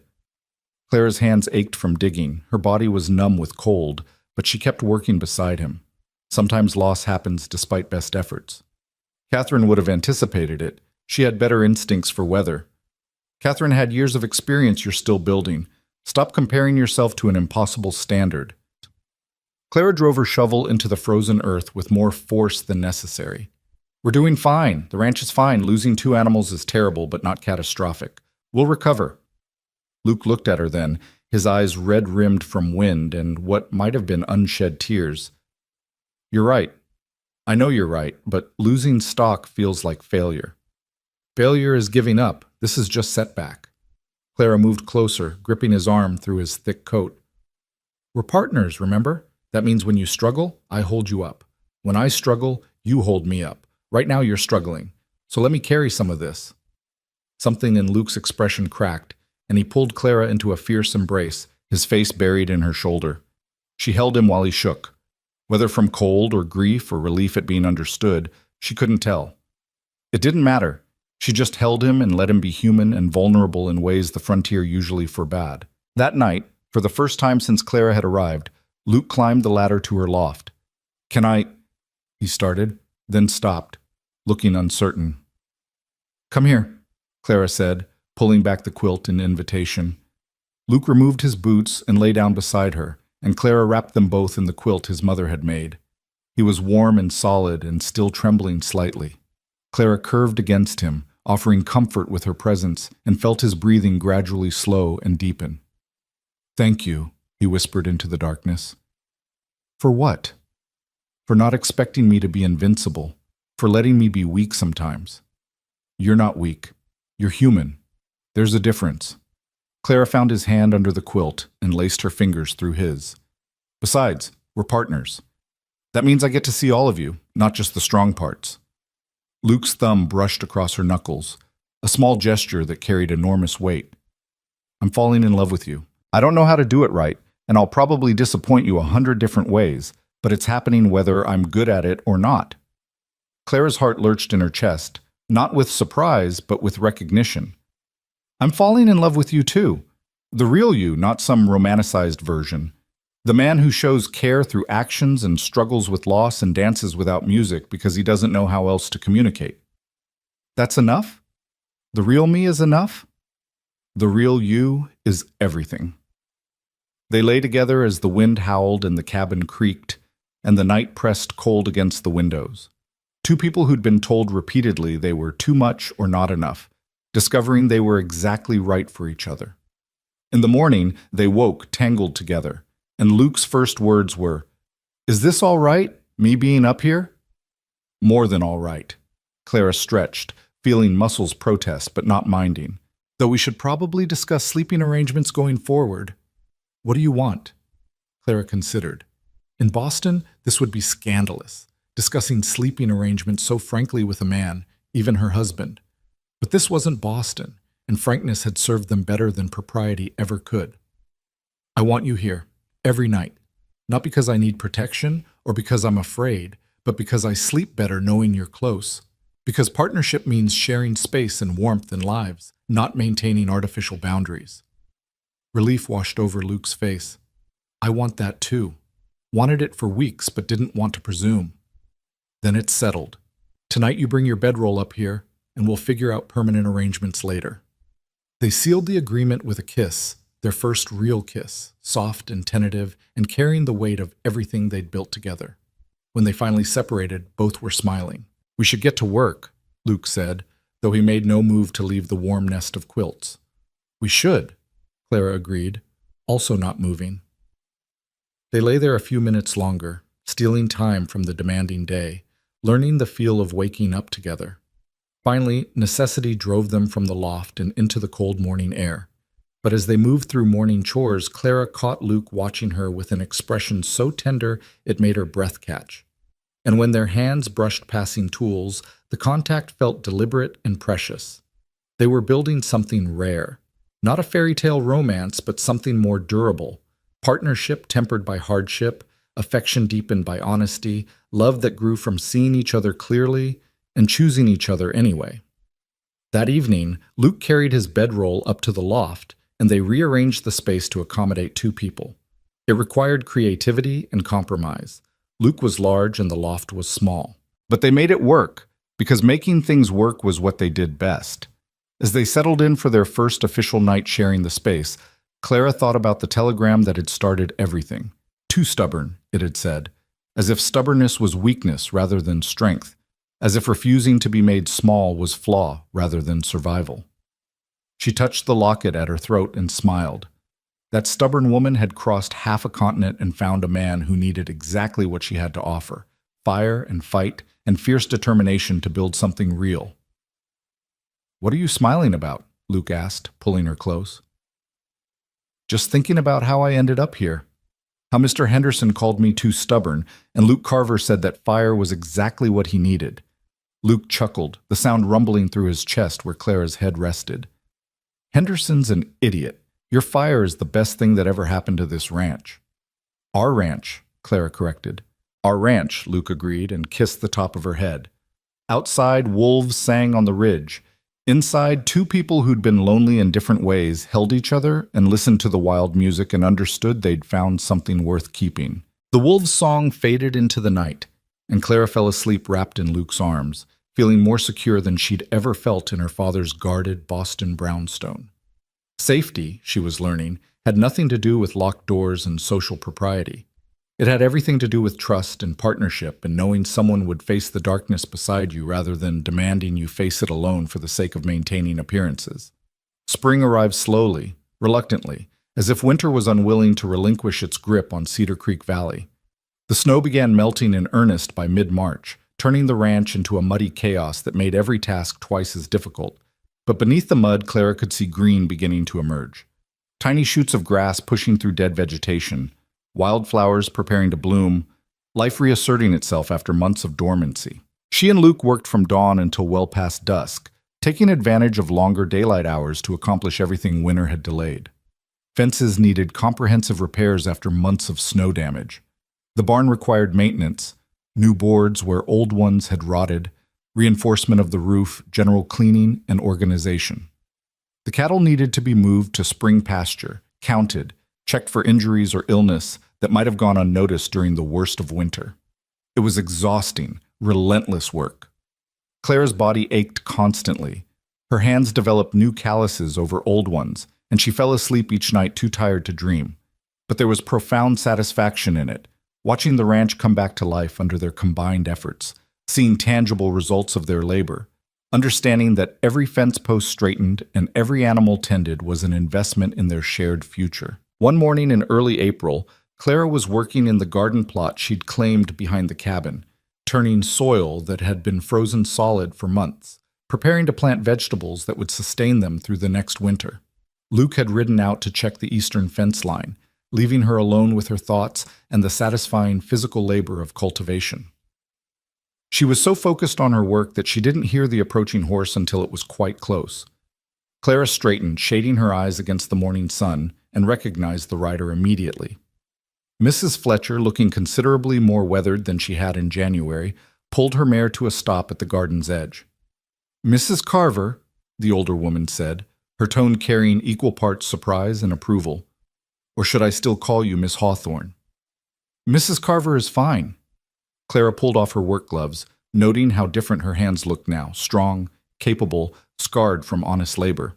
"This is an unexpected visit. Is something wrong?" "On the contrary, I'm making my spring rounds, checking on the matches I made over winter, seeing who lasted and who didn't." Mrs. Fletcher dismounted with a slight groan. "I won't lie to you, I didn't expect to find you still here. Luke's track record suggested you'd be gone by March at the latest." Clara gestured toward the cabin.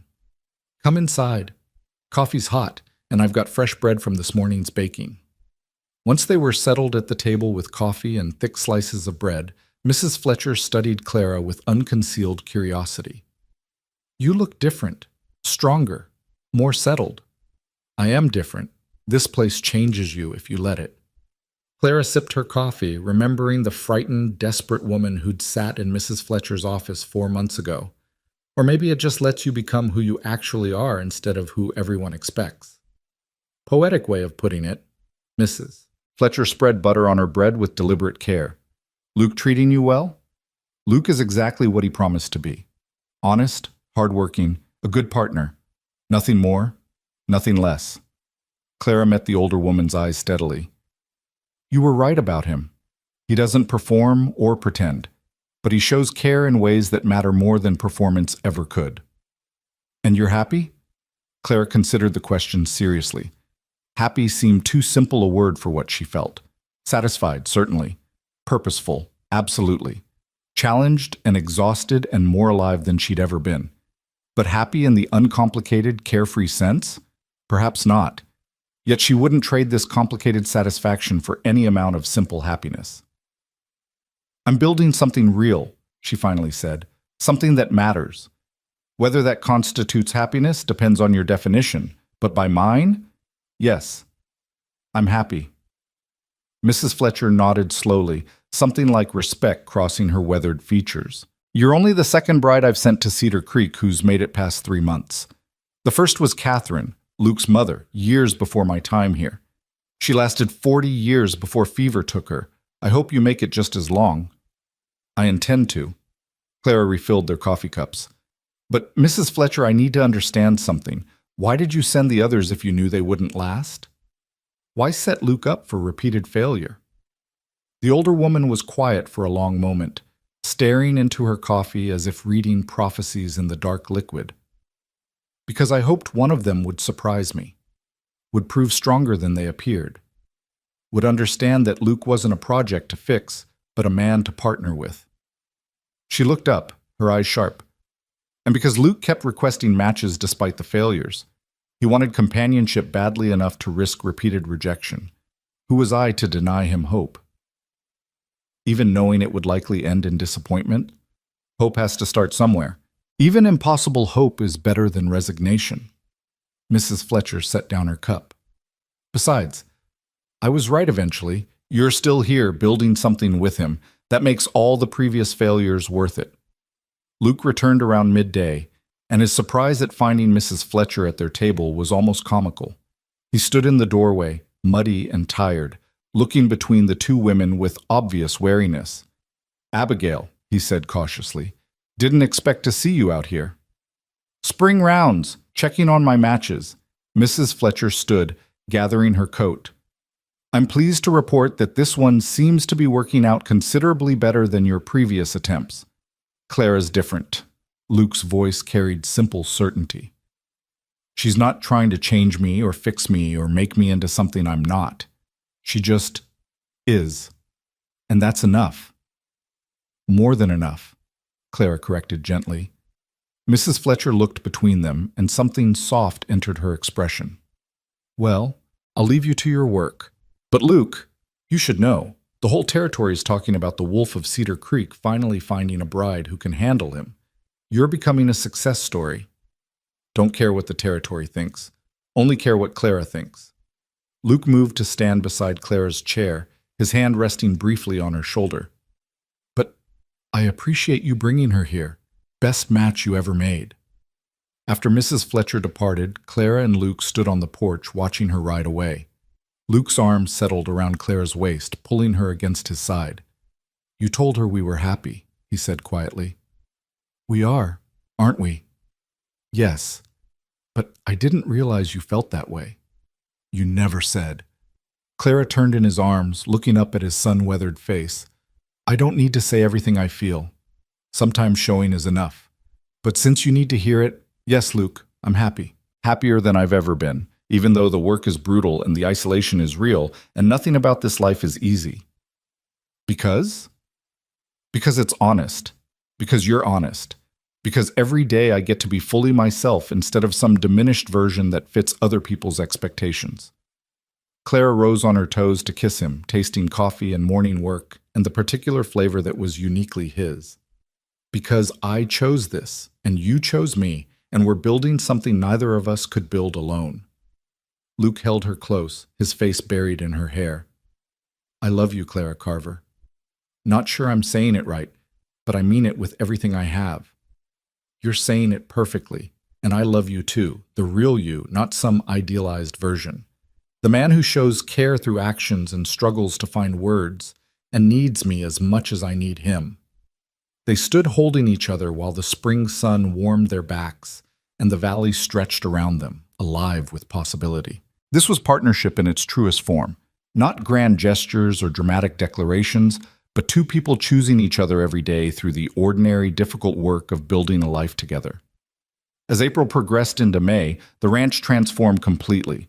Grass grew thick and green in the pastures, wildflowers carpeted the meadows in riots of color, and the creek ran high with snowmelt, its voice constant and musical. Clara's garden flourished under her careful attention, neat rows of vegetables pushing through dark soil, promising abundance to come.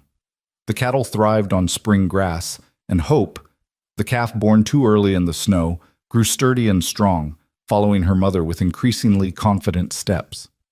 Luke taught Clara to ride more seriously, taking her on longer excursions across the property and into the surrounding wilderness. She learned to read tracks in soft earth, to distinguish between deer trails and cattle paths, to recognize the signs that predators had passed through. The land became familiar territory rather than frightening unknown, and Clara found herself developing the same deep attachment Luke felt, understanding why he'd built his life here, why he'd endured loneliness rather than leave, why this harsh place felt more like home than any civilized town could. One evening, in late May, they rode to the high meadow Luke had mentioned during their first fence line inspection. It was everything he'd promised, a secret valley carpeted in wildflowers, surrounded by protective ridges, beautiful enough to make Clara's throat tight with emotion. "This is where I come when I need to think," Luke admitted as they dismounted. "When the ranch gets overwhelming or I need to remember why I chose this life. Something about this place makes everything clear."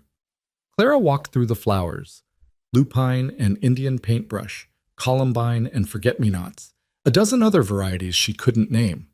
It's perfect. Like the world showing off. Like the world reminding us there's beauty in the difficult things. That survival and beauty can coexist. Luke stood beside her, his hand finding hers.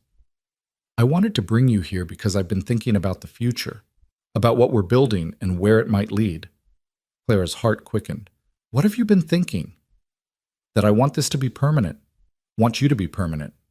I know we got married out of practical necessity, but it's become more than that, at least for me." Luke turned to face her fully. "I want children with you someday. Want to build a family that lasts generations. Want to make Cedar Creek Ranch something we pass down to sons and daughters who understand hard work and honest living." Tears pricked Clara's eyes, not from sadness, but from overwhelming recognition that she wanted exactly the same thing. "I want that too. Want babies who learn to ride before they can run properly. Want to teach daughters they can be strong and capable. Want to build something that outlasts us." "You're sure? It won't be easy. Raising children out here with no neighbors close by, no easy access to doctors or schools. You'd have to teach them yourself, handle medical emergencies alone sometimes when I'm working distant sections of the ranch." "I'm sure. Because we'll do it together, the same way we do everything else. Partnership, remember? Sharing the load, holding each other up when things get hard." Clara squeezed his hand. "Besides, I think our children will be extraordinary. Stubborn enough to survive anything, honest enough to see the world clearly, strong enough to build lives that matter." Luke pulled her close, and they stood together in the flower-filled meadow, making promises about futures they couldn't predict but were determined to create. This was faith in its most practical form, not blind optimism, but conscious choice to believe in something worth building. "When?" Clara asked eventually. "When do we start trying for a family?" "No rush. Let's give ourselves another year to fully establish the ranch, to build up reserves in case pregnancy and infancy make work difficult for you. Want to be smart about this, not reckless." Luke's hand moved to rest against her stomach, large and warm through her shirt. "But knowing it's coming, knowing you want it too, that changes everything, gives all this work even more meaning." They stayed in the meadow until sunset painted the sky in impossible colors, then rode home through the gathering dusk. The wolves were singing again, and this time Clara joined her voice to theirs. Not howling, exactly, but calling out to the wilderness, claiming her place in it. Luke laughed and added his voice to hers, and together they made their own wild music, announcing to the valley that they belonged here, that they were building something permanent, that they refused to be driven away by hardship or isolation or any of the forces that had defeated others before them. Summer arrived with heat that was less brutal than winter's cold, but equally demanding. The work shifted again, maintaining irrigation for the garden, watching for drought stress in the pastures, dealing with insects and the occasional predator testing their defenses.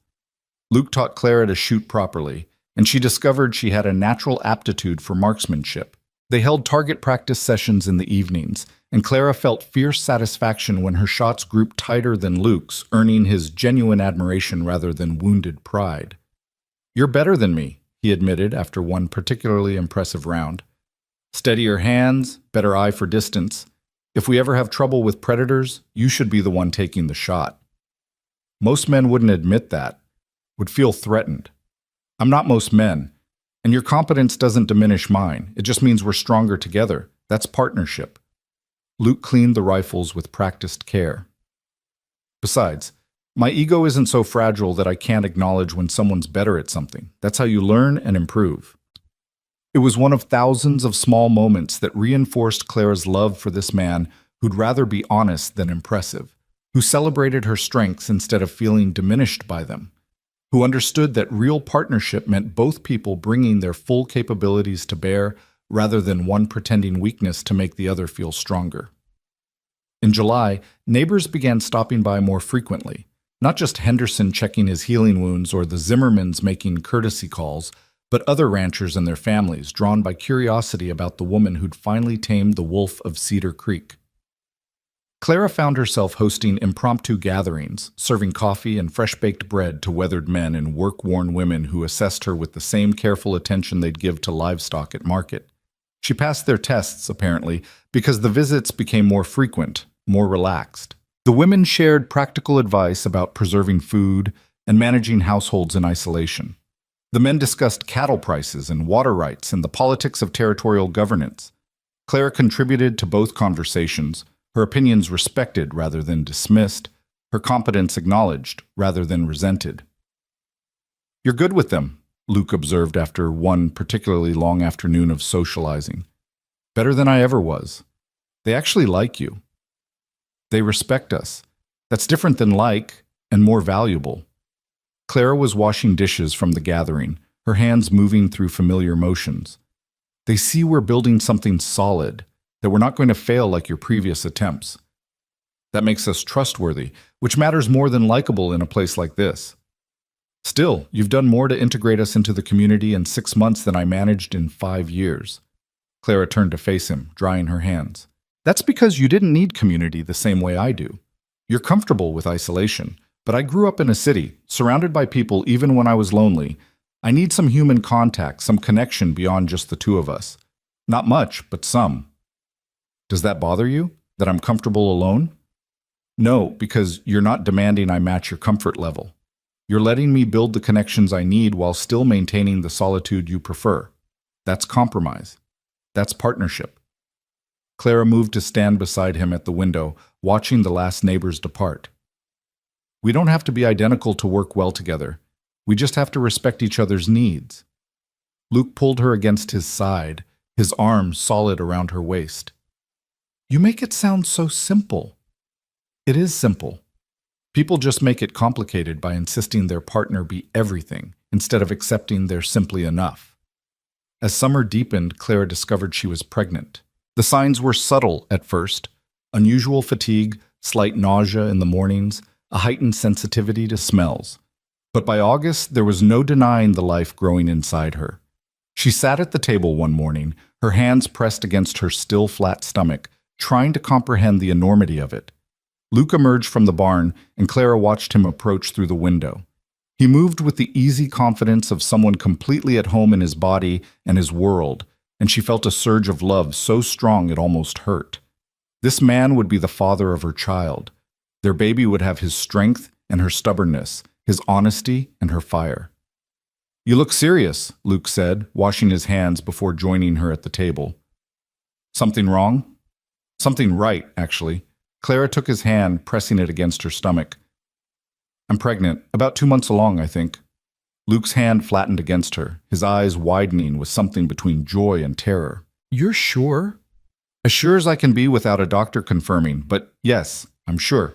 All the signs are there." For a moment, Luke simply stared at where his hand rested. Then he was pulling Clara into his arms, holding her with a gentleness she hadn't known he possessed, his face buried in her hair as his shoulders shook with emotion. "We're going to be parents," he whispered, his voice rough with feeling. "We're actually going to have a family." "We are."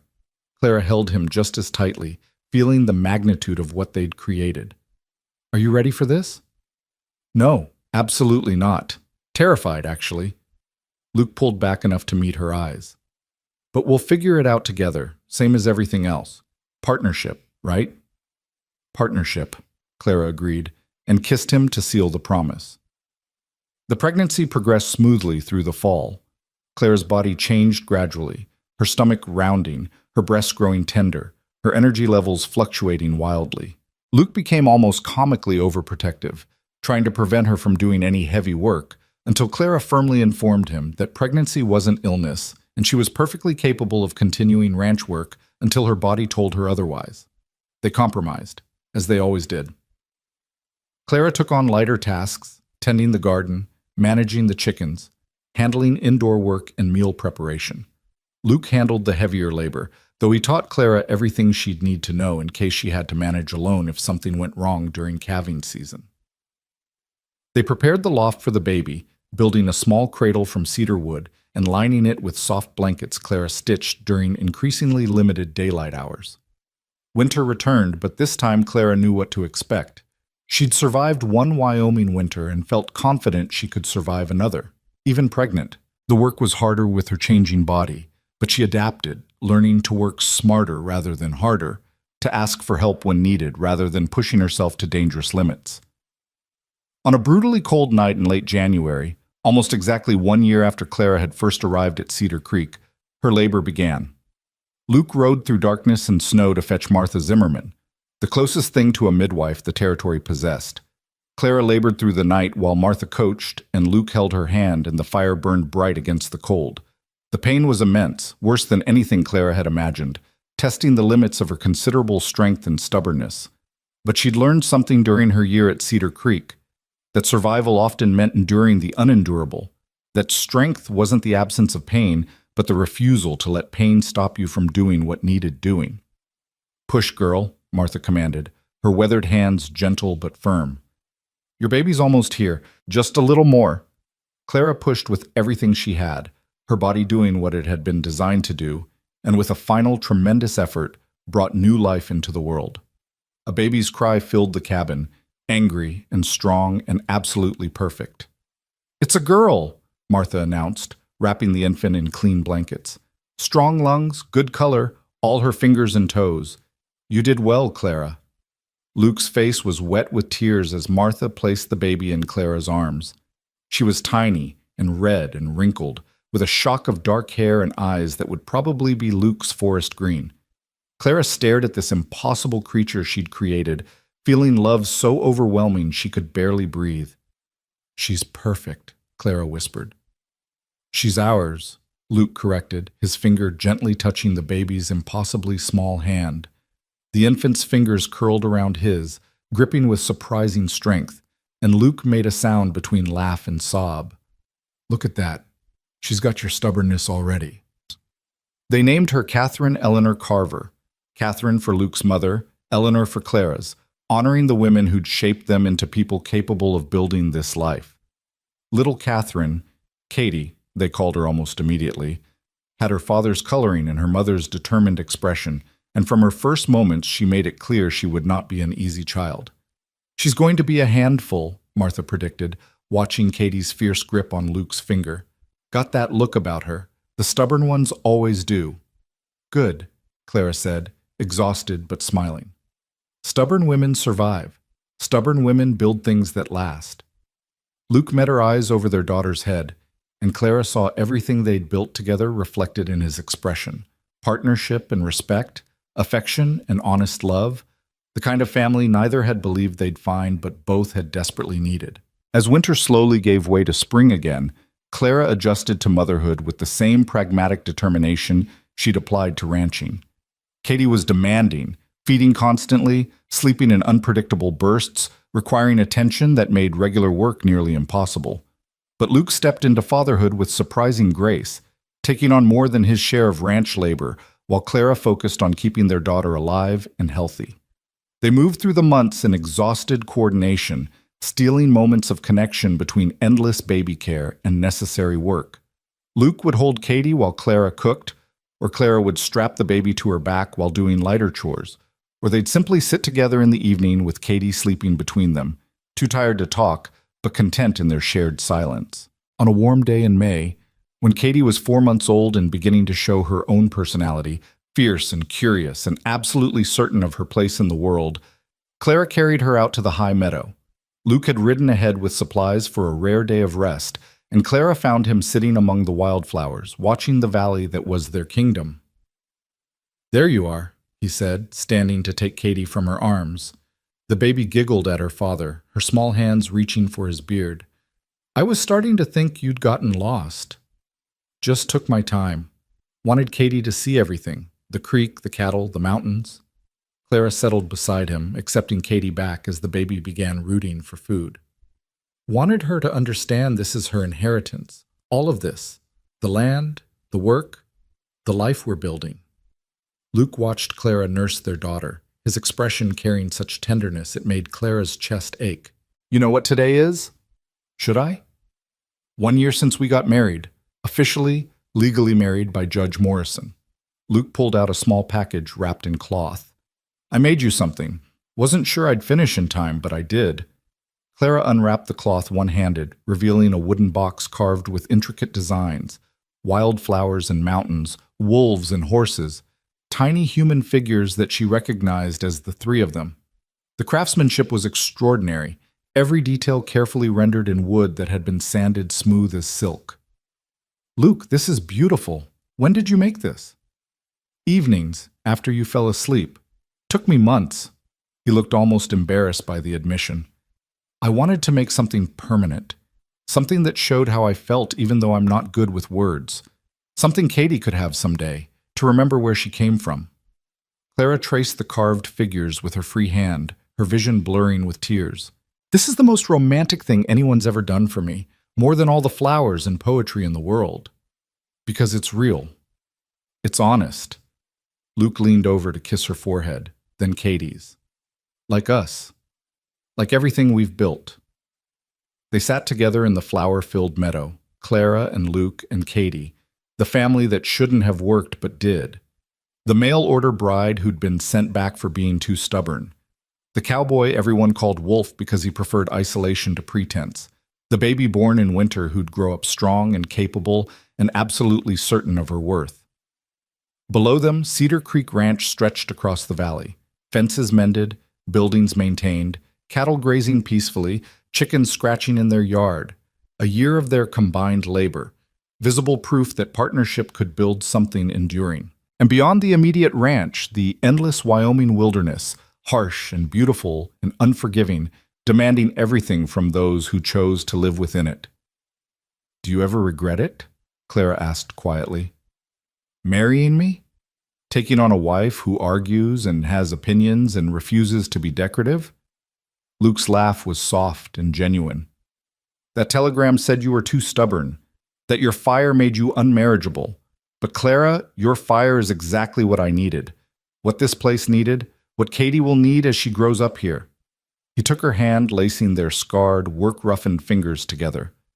I regret nothing. You're the best thing that ever happened to Cedar Creek Ranch. We're the best thing, Clara corrected. All three of us together. Partnership. Partnership, Luke agreed. Katie finished nursing and let out a satisfied burp that made both her parents laugh. Clara settled the baby against her shoulder, looking out across the valley that was their home. A year ago, she'd been terrified and desperate, discarded like unwanted freight, wondering if she'd made a terrible mistake coming to Wyoming territory. Now she sat in a meadow full of wildflowers with a husband who showed love through carved wood and a daughter who'd inherit strength from both her parents. And Clara understood that sometimes the best things in life came disguised as rejection. Mr. Henderson had sent her back for being too stubborn. Luke Carver had said her fire was exactly what he needed. And in the space between those two assessments, Clara had found not just survival, but true belonging. She'd found partnership and purpose, honest work and honest love, a life built on capability rather than performance. The wolves began their evening song from the northern ridge.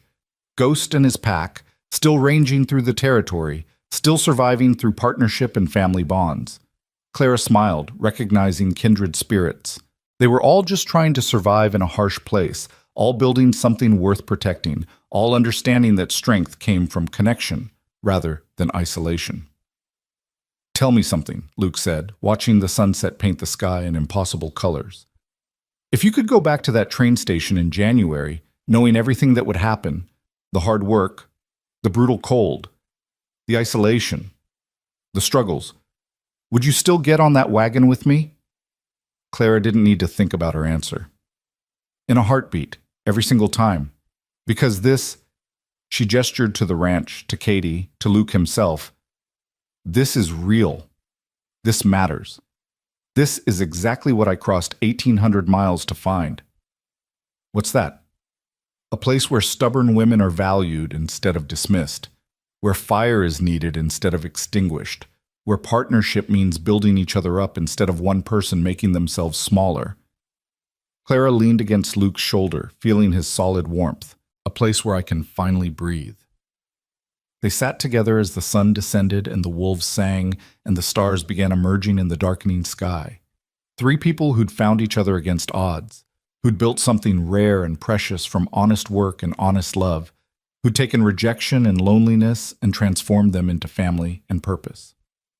The mail-order bride who'd been sent back for being too stubborn had found a cowboy who said her fire was exactly what he needed. And together, they'd built something that would last for generations, not because it was easy, but because it was real. Not because it was romantic, but because it was honest.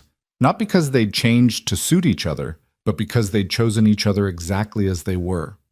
Some fires weren't meant to be tamed, Clara had learned. Some fires were meant to burn bright and fierce, illuminating the darkness, warming those brave enough to draw close, forging strength from raw materials through intense heat and pressure. She was that fire. Luke was the steady structure that housed it safely. And Katie would grow up understanding that being too much was never a flaw. It was simply being exactly enough for the life you chose to build. As darkness settled fully over Cedar Creek Valley, Clara closed her eyes and listened to her family's breathing. Luke's deep and steady, Katie's quick and light, and understood that she'd finally found what her mother had searched for but never achieved. Not just survival, but a life worth living. Not just existence, but purpose and partnership and love that showed itself through actions rather than empty words. The stubborn fire that Boston society had tried to extinguish was burning brighter than ever, and Clara Carver, wife, mother, partner, rancher, had no intention of letting it dim. Not now. Not ever. This was her life. This was her family. This was her fire, and she would tend it carefully, feed it faithfully, and pass it on to her daughter and her daughter's daughters, teaching them that sometimes the greatest strength is simply refusing to be made small. Sometimes the greatest love is the kind that grows slowly from respect and partnership rather than exploding fully formed from passion. And sometimes the woman everyone calls too stubborn is exactly stubborn enough to build something that lasts forever.